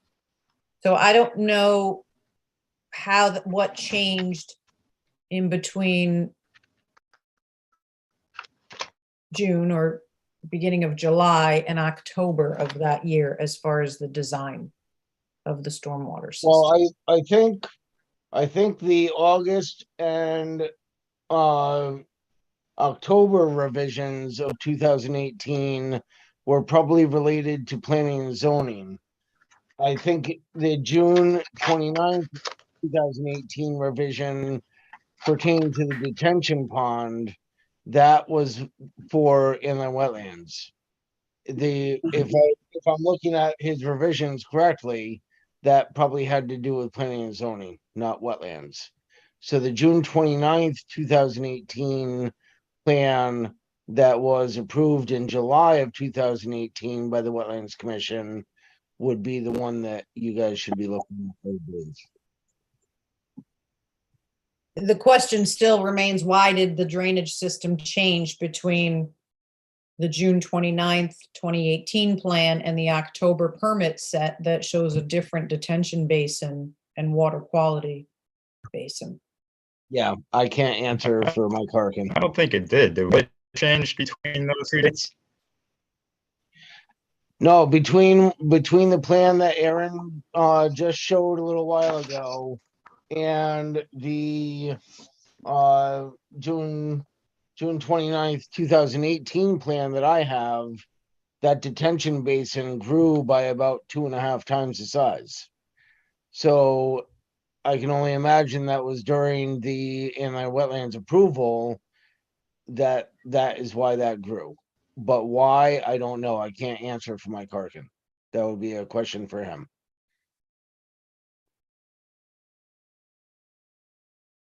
Well, clearly we need to sort out what was approved and what we have now and any as-built as they are built. I know it's not for stormwater, but I also saw in the plans that there were wetland impacts and then proposed creation of wetlands. I was just curious if there was any documentation or any monitoring or any, follow-up from that. I don't know of any creation. I know there was a permanent wetland fill. Yeah, it's Fort Path Road, 2018.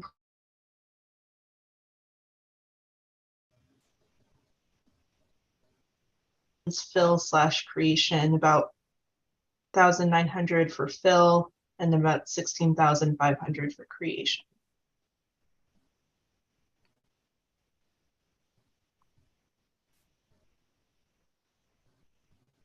To be created, his 16,000 square feet. I'm not sure how he's indicating created. I wasn't sure if that was the proposed landscape buffer. Maybe. Yeah, I don't know. Not sure. I'm not sure. I don't know. So we'll have to go through a little more extensively here. So I guess given this conversation, is this something that we need to continue to next month? Because I don't feel like I have enough information to I agree. move forward. So I think just for even just guiding Michael for additional information, my key takeaways from this are, what are the differences? Why did Inland Wetlands actually review the change to the detention basin design that occurred after approval in July of 2018?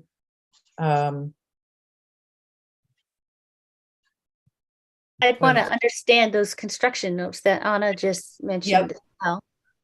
What is that's Where is the created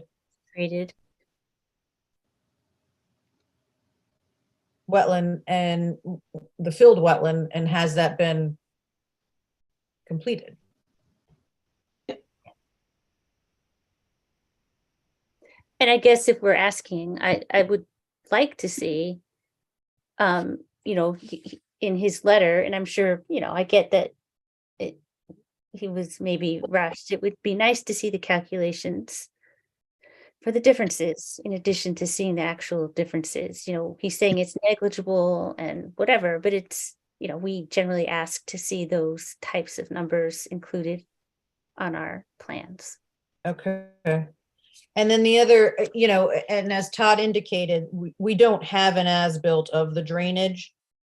So at Right. this point, we can't tell which plan. I think it's been constructed more closely resembling the October 2018 design drawings and not the June 2018 design. But ultimately, we won't know that until Todd has done that surveying. Well, no, it was the June 29th, 2018 design that revised that detention basin. So the approval in July of 2018 from Wetlands incorporated the latest design that I'm looking at. The revision of October 2018 was for the permit set, which I think was a revision that was made for planning and zoning, not for wetlands. No, so, okay, so look. Hold on.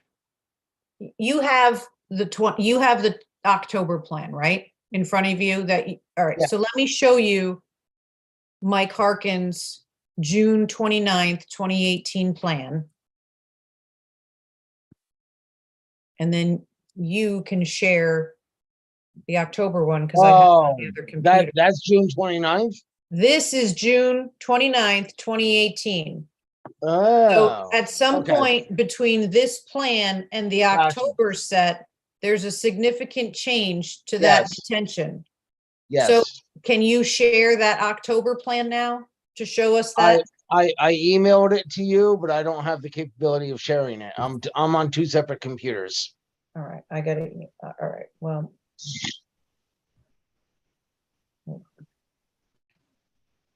One of these days I'll get my technology up straight and be able to work off of one computer. But right now I work off of a laptop for the video and my main computer for everything else. Okay, hold on 1 second here. Let me I share. didn't realize that the plan that you originally shared was the June 29th plan. Here is the October plan set. Wow. Okay. So this is a significantly different Yeah. basin. And so that changed. That's two revisions from the plan set that you're saying was associated with the inland wetlands approval. So that's where we need to see where that revision came forward, whether there were whether or not there are notes in the file from the wetland agent at the time indicating that, whether or not that was an approval administratively or how that came about. So that would be a question for both staff and then Michael Harkin. Is there any other information that you're looking for to have for, I know we want to move things along, drainage calcs, the filled wetlands versus created wetlands, and the changes to the drainage? Yeah, I can't think of any. Do any of you have any other? Yeah, I think we want to confirm what was approved and then determine what's different now than what was approved most recently. So we know what we need to approve now. Right. Retroactively, right? So I don't think we have a real handle on exactly what was approved and how it differs from what is out there today versus what's proposed, other than behind building 3 with that loading dock area where it's all impervious anyway. So I have a question. As Aaron knows, I've been for almost a month now. You keep freezing, Dave. Building actually smaller. The footprint is small, and the curb lines haven't changed. Building 3. Is there any concern that would prevent us from at least being able to get a building on the building that's, as per the original plan? I can't I didn't quite catch make much of out that. what you said, Dave, but I'm thinking that you're asking if you can get your building permits for building 3 while you're working this out? Is that your question? Well, yeah, I mean, not in so many words, but the size of that building hasn't changed. The curb lines haven't changed. The impervious surface hasn't changed for that building. So we ahead with that building. The building that was in question was building 4, which we got a verbal approval for from John, but not a written approval. Are we able to separate building 3 from building 4 is my question here, since building 3 is really. How does the agency feel on allowing construction of that building while you're, you issued a permit for one property, not individual parcels. So this is one project under your approval. Are you more comfortable waiting to find out exactly what the modifications are? I think it would be difficult to separate this because they are one application, right? I mean, it was approved as one big project. And I think what we've established is that we don't actually understand or know how different pieces of this have changed over time.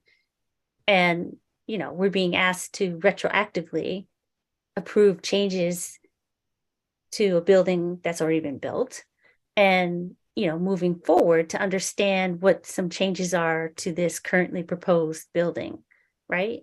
I mean, is that, and it's all linked into one application. So I think it would be hard to parse out just part of it without making it a separate application. I agree. Yeah, I agree. Okay. I mean, I know that's a bummer, but I think I don't think we could do that. Because you'd have to say, well, we're just going to do part of this application. That's all one application. Especially because it's all part of the same stormwater, right? Right. It's all linked. Yeah. So I think what we're left with, unfortunately, is we don't have enough information to act tonight on this. And hopefully we can, you know, we can dig up on the town side what we have, and hopefully Mr. Harkin can, you know, help fill in some of the details that are missing. I'm also Okay. curious about the existing erosion control that's out there. I don't know if Aaron, if you've been to the site recently. I guess there was a site walk, but I wasn't able to go. You know, looking at an aerial view from a year ago, you know, there's a fair amount of, you know, disturbed area. I'm just wondering what erosion control looks like now, if that's been checked or if it's in place and if it looks good. Yes, so the site visit, most of the ENS controls are in the form of wood chip berms at the toe of the slope. There's a pile of wood chips. There's some silt fencing, not a lot. There's some exposed slopes, you know, hillside near the cleared area where this building number 3 would be. There was evidence of rills on that hillside. I didn't see erosion beyond or any sediment beyond the actual wood chip berms. So whether or not that is what was specified as, you know, the only method of erosion control, I can't speak to that at this point. However, I didn't see any sedimentation within the wetland area. But that is the responsibility of the applicant to install any, you know, ENS controls of any means of them to, in accordance with the Group plan. yeah, and the erosion control manual, you know, what is appropriate for the particular situation on site, if there is erosion. there should be, sacks in some of the catch basins adjacent to the sandy, disturbed areas to prevent sediment from washing out, into the detention or into the wetlands. But the roof leaders are direct discharge, and there's not a lot of water in the detention basin. So I'm not sure anything's actually leaving the site. I don't think we have a real issue at this point with erosion. So, but not to say that, Dave shouldn't walk around and make sure that everything is maintained. We update, we redo those wood chip berms yearly. Just, huge wood chips there. We constantly add, so nothing's getting through. We're on top of it. There was a fresh pile when we went out there for our Saturday walk. Smelled fresh, and we could see some, again, the hillsides, they may be a little loose, but there hasn't been anything that's gotten past these berms. But we'll continue to keep an eye on it. And in reviewing the approved set of drawings, we can look and see what Harkin recommended for ENS controls as well.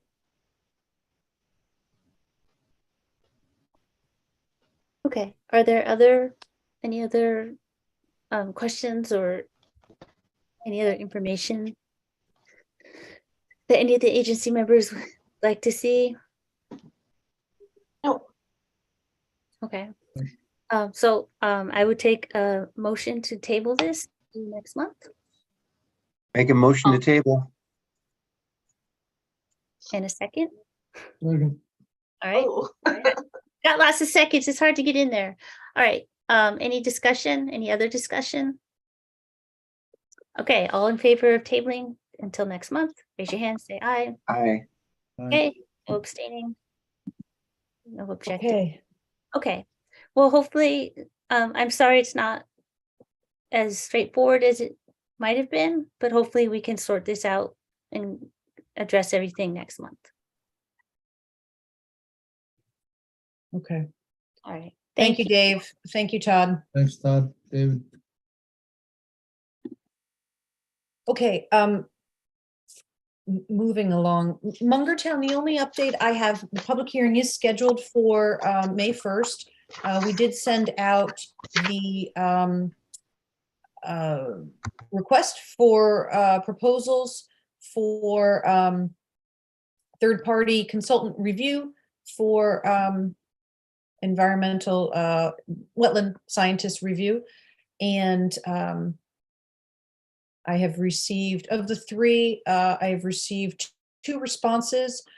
We do have an actual proposal from Davison Environmental, Matt and Eric Davison, and we have a decline from Bill Kenny and Associates. They just don't have the availability at this point in their schedule to review.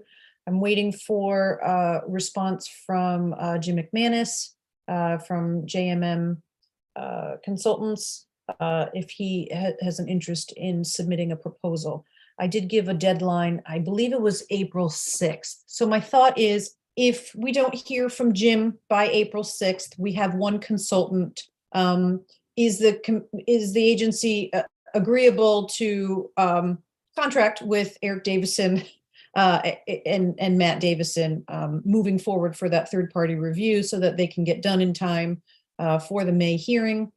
If we do hear from Jim and receive a second proposal, my request would be that we just schedule a quick Zoom meeting, a special meeting. We give 24-hour notice, maybe early next week, if people can pop on for 10 minutes to review the 2 proposals and make a determination who you'd prefer to move forward with. Yes. Does that work? Yes. Okay. Thank you. So that's all I have on that. Great. All right. So we'll proceed accordingly. Perfect. All right, so now we can move on to receipts. So our first receipt, and so again, remember, when we come to our receipts, we need to, for each one of these, make a decision if we think it's significant activity, if it needs a public hearing, or if we'd like a site walk. So for our first receipt, it's 23-16 Race Hill Road. This is an as of right wildlife habitat improvement. Yes.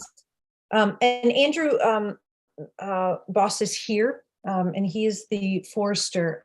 He's going to be joining us as a panelist. Just to briefly, I did provide you with a staff report that Maria and I worked on, and Maria and I had been out on site with Andrew to tour the project and get a little more information. This is partially funded by NRCS, and it's a conservation effort. And there's Andrew. Andrew, do you want to, so just to refresh the agency's memory, you are required to make a finding whether or not you believe this is an as of right, or will deem this as an as of right activity that does not require a permit. And that's why Andrew is here before you this evening to do that. Hi, Andrew. Thanks for Hi, your good- patience. No problem. Good evening, folks. Squeeze you in before the game. I know you wanted to watch it too. Yeah, we're bumping up close to that deadline here. So. Squeezing in. Yeah, my Okay, name's why don't you Andrew tell us about what Bossy. you're doing? I'm a consulting forester from New Hartford. I'm doing some work for Guilford Sportsmen's Association. Their property is roughly half in Guilford, half in Madison, and it's accessed through Hart Road in Guilford. But in any event, I was looking at Erin's memorandum that she put together today, and it's pretty much spot on as far as summarizing the whole project. But about 3 years ago, Guilford Sportsman hired me to do a forest management plan for their property, which I did, and then which was also cost shared through the NRCS. And then as some of the projects that the club hoped to do for habitat improvement, this is the first one really, and it's an early successional habitat project to create about 28 acres of young forest habitat on the property. There was I included a map in my description. Do you have that on, are you able to bring that up, Erin, by any chance? But it showed the various patch cuts on the property. There's, as Erin mentioned, there's like 5.5 or so on the Madison side, and 3.5 or so on the Guilford side. It's not in color, but it's a start. Okay, yeah, that's pretty close. And then the approximate town line is the black dash line. So east of that is Madison, obviously. Access to the various patch cuts is through there's an existing woods road network on the property. And the patch cuts themselves are all located in upland areas, and there are some wetlands on the property, obviously. And then as part of the project as well is improvement of the existing road in a few spots where there are some existing wetland crossings. There's in one spot there's a small pipe, and then a few other spots that the riprap had been put in over the years. The idea is to be able to get the log truck access back to the patch cuts themselves instead of having to skid along the road, which would create much more soil disturbance and open things up to erosion and sedimentation and whatnot. So trying to think, that's pretty much it. And like I said, Erin's memorandum pretty well summarized the whole project. Did you folks have any? Yeah, and the timing, I guess, Andrew, was the other thing, is the cutting now, felling of the trees now, and then Yes, the processing when it's NRCS in drier season. The NRCS has some rules regarding protecting endangered and threatened species. So they have a no cutting rule from April 1st to sometime, I think, late August, and it for protecting endangered bats and a variety of birds. It's a bit it's actually very restrictive in terms of projects like this, just because it prohibits us from doing them during what I consider the best time in terms of ground conditions. So what we did was there's sort of loopholes, I guess, and I've done this before, is get the trees cut and then before that deadline, and then process everything after the deadline. They allow you to process the trees once they're down. So the idea was to get them all on the ground, which is actually it's all cut now and just waiting to be processed, probably, later in April, maybe early May or something, when the ground dries out a little bit more. And then we'll have the rest of the summer to do that. So Guilford, when I went in front of their inland wetlands board, they mentioned this as well. As they're kind of surprised that NRCS is well, I guess they're like, in order to protect endangered bats and birds, they're theoretically creating a greater opportunity for wetlands disturbance. So, and I agree with that. I'd rather be able to work, at the drier time of year. But in any event, we're working around it. So that's the sort of the summary of the whole project and what's taken place to date. So. Okay. So I guess, Aaron, is this something, this is received, obviously, but do we decide tonight if this is an as of right? Yes, you can. Yes, this is, so he's coming before you as a determination. It's Okay. not an application for regulated activity. So Right. it's coming before you under the regulations, section 4, I believe, in our regulations for the exemption. Right. And so you can, if you make that determination, there are no conditions placed on that. It's not an approval or a permit. It's non-regulated, essentially. Okay. So, comments from the agency members, questions? I just have one. Did our presenter say that the trees have already been cut? Is that what I heard you say? Yes. They're already down Yes. in all the areas. Yes. Okay.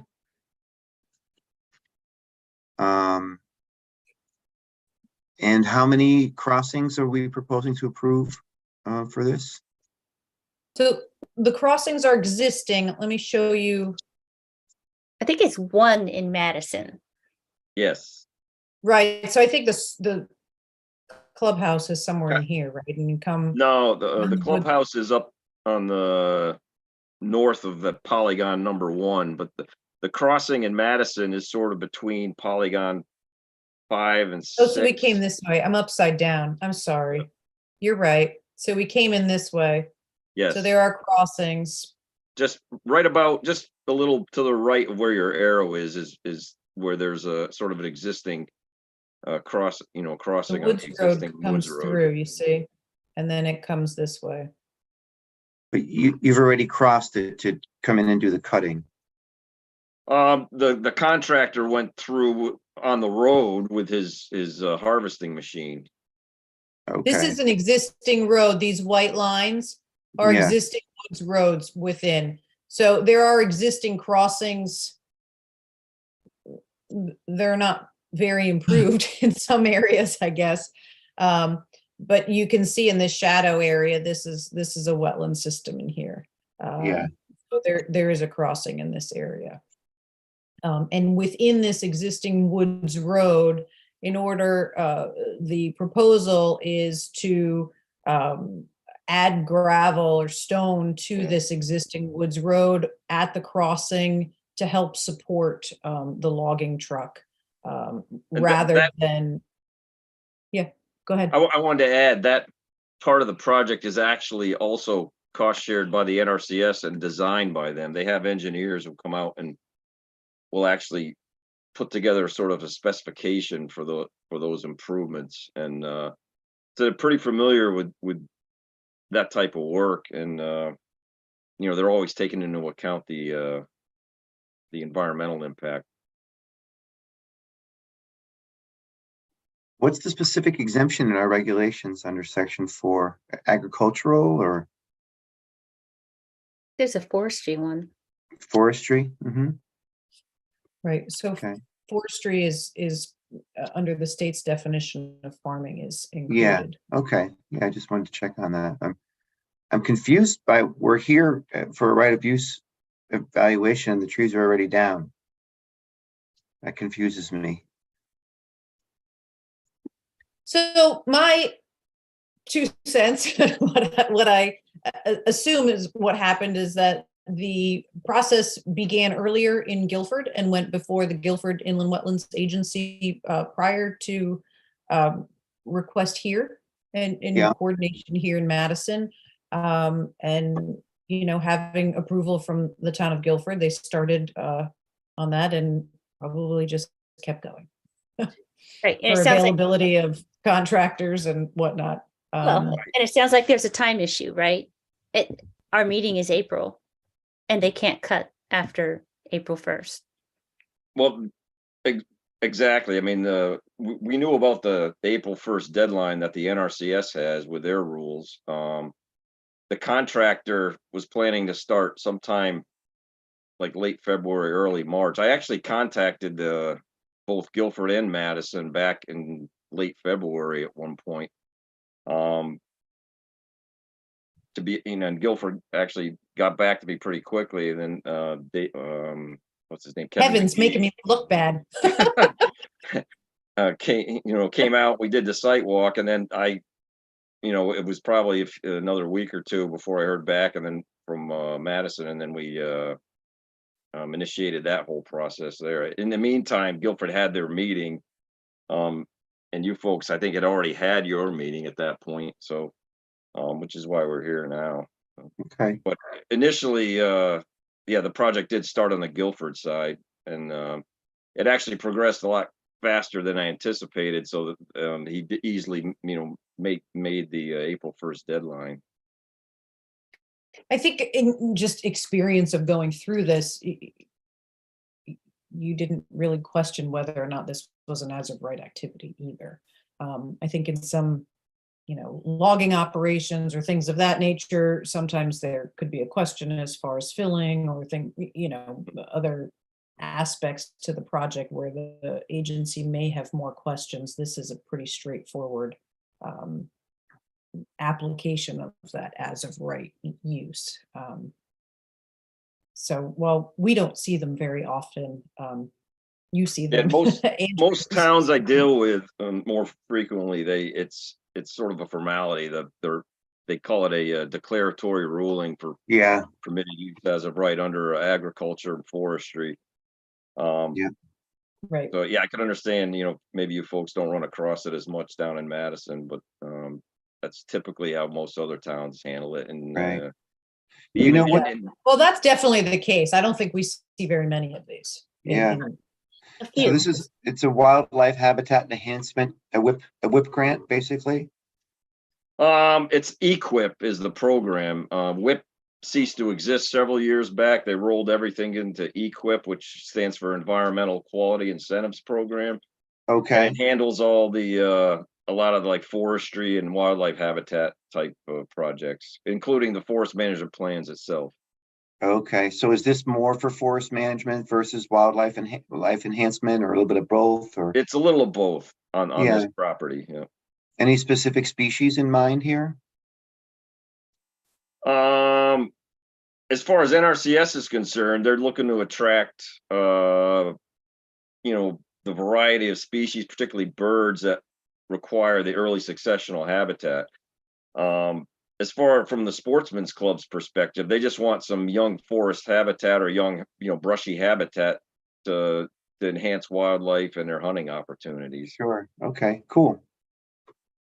Thank you. You're welcome. So, does anybody have any objection to this being for us designating this as of right? No. Nope.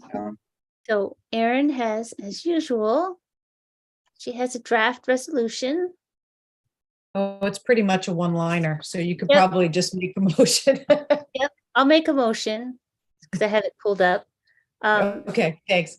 That we that we determine that 23-16 Race Hill Road, map 141, lots 5 and 6 at the Guilford Sportsman Association, that this is that we designate this wildlife habitat improvement be considered as an as-of-right activity per section 4 of the Inland Wetlands and Watercourses Regulations. So that's the motion. Oh, Anna got in there. Got a second. Any other discussion? All in favor, raise your hand, say aye. Aye. Opposed, abstaining? Okay. Well, thank you. All right, Thanks, you're welcome. Andrew. And you're Thank you, at, folks. you're at Thank you. 9:20. Yep, have a good evening. Thank you. You Bye-bye. too. Thanks. Okay, so that is that receipt, which is now gone, which is great. Our Yeah, we next, put it under receipt because we didn't, yeah, that's fine. it And could have been its own standalone item, I guess, as a declaratory ruling or an as of right determination, but we just threw it under receipt, so. that's okay.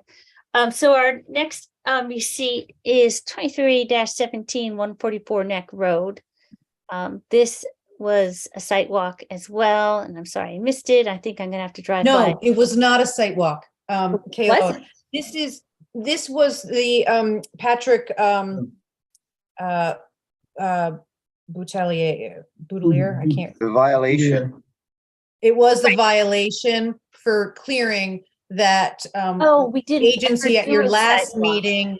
Yes, you, at the last meeting, you didn't site walk it, but you gave corrective action order. Right. And at Okay, that time, Patrick indicated that he would be submitting an application for redevelopment of, renovations and additions to the house as a Right. separate regulated activity. So okay. we have not walked this site. Oh, So okay. this one you may want to schedule a walk. I would like to walk this. I think. We talked about it at the time of violation and then weren't able to coordinate with the property owner to get out Right. there. I think it would, well, you guys can also chime in. I think it'd probably be a good idea to walk this, given the history and just given, so we can understand better what's going on. I agree. Yes. Okay, so Okay. yes, let's schedule that for a site walk. Oh, good, that was easy. And I guess as far as the significant activity, this is all improvements within the upland. There are no proposed activities within the wetland. I'm assuming you're not considering that a significant activity. No. It wasn't something that I was recommending, but you talked about significant activities before, so I figured Oh, I'd I bet just it out there. I just said, yes, right. So when we do a site walk, we kind of have different reasons why we Mhm. might do this. Right, no. Perfect.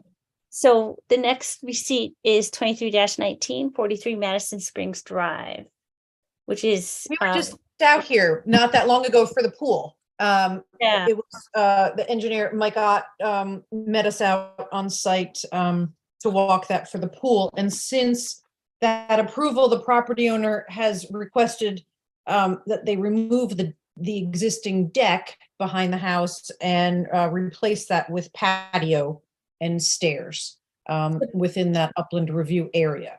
but this would So- be before, it'd be the house, this patio, and then the pool. Yes. So Okay. yes, that's what's on the site plan. It's nothing further than the pool. Right, It's between the pool and the house. right. And exactly. so it does require regulated activity because it wasn't as part of the original plan. I don't know if you need to see it again, or if it's up to you, really, if Yeah. you really want to go out there I do again. not feel strongly about seeing it. Does anybody else feel strongly? No? No. Not I feeling don't need to see it. Everyone's like, no, I'm definitely not.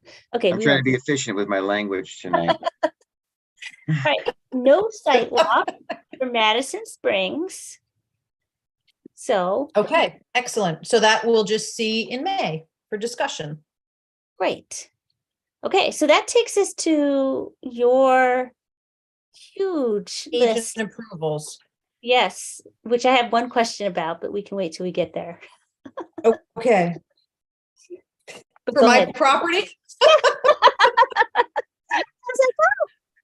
I figured you'd find that funny because there's no one else to do it. So But at least you get to review it. Yeah, I thought that, I was like, wait, I know who that owner is. Yes. All right, Being well, above anyway, board here. yeah. Wilshire, we talked about this, I believe, at our last meeting, if it could be as an agent approval. Yes. It's just, sonotube addition for an existing sunroom. So that one, that's within the upland review area. And it's in essentially a condo complex. The second, any questions on that one? Pretty straightforward. No. The second one was 46 Beach Avenue. This had come before the agency before as a clearing violation a little ways back. So we had wetland flagging for where that garage addition, or that detached garage is going to be. I felt, with the distance provided and adequate ENS controls, it was relatively flat, that one was okay to do as an agent approval. The other, Bartlett Drive, 253 Bartlett Drive was, again, these are just sonotubes for reinforcing an existing deck within the upland review area. And there's an expansion of the deck, but it's cantilevered without additional footings. So these footings are, or these sonotubes are right up against the house, actually, under the existing deck. So all hand dug sonotubes. The next one is mine at 821 Green Hill Road. And we have an existing barn in the backyard that was converted to an apartment, interior renovations and a dormer that didn't require a wetland approval. However, it is located in an upland review area. I do have a pond, a water course on my property. This is on the opposite side of the barn. We're putting an entrance porch for that barn. And so those will be sonotube for that porch construction. And I should have written the distance from the wetland, but it's on the plan. It's definitely within the upland review area, between 50 and 60 feet from the pond. And no construction access in that area. The next one is 19 St. Francis Woods Road. This is a septic repair that requires the removal of 2 trees as well in the upland review area. It's a failure of the system, essentially. Any questions? No. No. Good. We have 4 meetings, 4 minutes, because I think we put them wrong on the agenda last month. So we carried over. Right. So we have, so we can start with the February 25th site walk. And let's just do these one at a time. Does anybody have any comments on that? Any? No. Okay, I'll take a motion. Make a motion, we approve minutes from February 25th. Okay, and Tom seconded. Second. All right. I don't think, all in favor, raise your hand, say aye. Okay, so those are approved. So our next ones are February 6th, our regular meeting minutes. And does anybody have any? I have one. And generally I'm fine with typos and stuff, but on page, what is this, 5, second sentence from the top, it said the house was raised to be a FEMA complaint, which I think is great, but I think it should be compliant. Second. And not a complaint. But I could see complaining about FEMA, but I think it should be compliant, and that probably should change. Or that's something Yeah, note that. that I can note. Did anybody else find anything of note? Okay. Nope.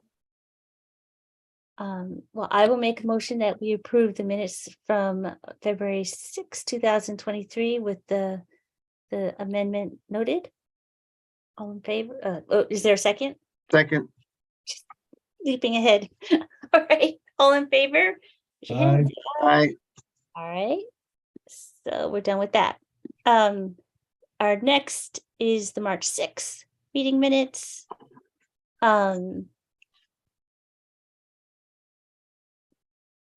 There's one typo in the second paragraph, third sentence down, third line. It says that a tree company was hired to remove the tress, which again I love, but it probably should be trees. It's kind of minor, but are there other comments or questions on the minutes? Okay. Anybody want to make a motion? make a motion, we approve the minutes from February 6th, All right. March 6th. March 6th. March 6th. Okay. All in favor? Raise your hand, say aye. Aye. Excellent. So we're done with that. Now we have our last minutes, which is the special walk meeting minutes of March 18th. Those seem pretty straightforward. I had no comments. Did anybody else have anything to comment on? Mhm. All right. I will make a motion that we approve the minutes of March 18th, 2023. Second. Does anybody want a second? Second. We're getting down to it. All right. All in favor? Say aye. Raise your hand. Aye. Aye. All right. Nicely done. We are done with the meeting minutes of months. Months. Many months. That was the typo. So in the wetland, I have a question. I just wondered if Erin, if you had any idea when we might expect to see Barbary Hill or whatever, Stony Lane. I would anticipate for a May receipt is my thought. Okay. I was just curious. I don't have Um, other comments. I don't have any either. I don't think. Okay, well, look at that. Well, scrolling down, I will leave someone the honors of our last motion of the evening. Make a motion to adjourn. Oh, Second. Thomas second. Second. Okay, all in Second. favor, say aye. Aye. Aye. Great. All right, Thank well, we'll see you you. on our sidewalk, whenever that is. Thank you. Yes, You it all. should be, I think the 22nd, it's scheduled. Okay, well, Now, we, it's only one location, so if we needed to, even in an afternoon, or an evening, because it's Okay. staying light a little later, if we needed to move it to accommodate folks, okay, we're Yeah, still it would be canceling nice and if doing a it's- special meeting, but we'll see. We'd love to have you be able to join us, Anna. We're getting down to the wire here where we may be missing you from a meeting. I Yeah. was gonna say, I might not be there. I know. all right, well, it's just one, so let's try to make it and accommodate as many of us as possible. Yeah, I'll look at the schedule as well and we'll see. Yeah, it's just one site. Where are we going? Neck Road. Oh, only Neck Road. So we got this. Okay. All right. Thanks all. All right. Have a Thank good you. night. Enjoy the game.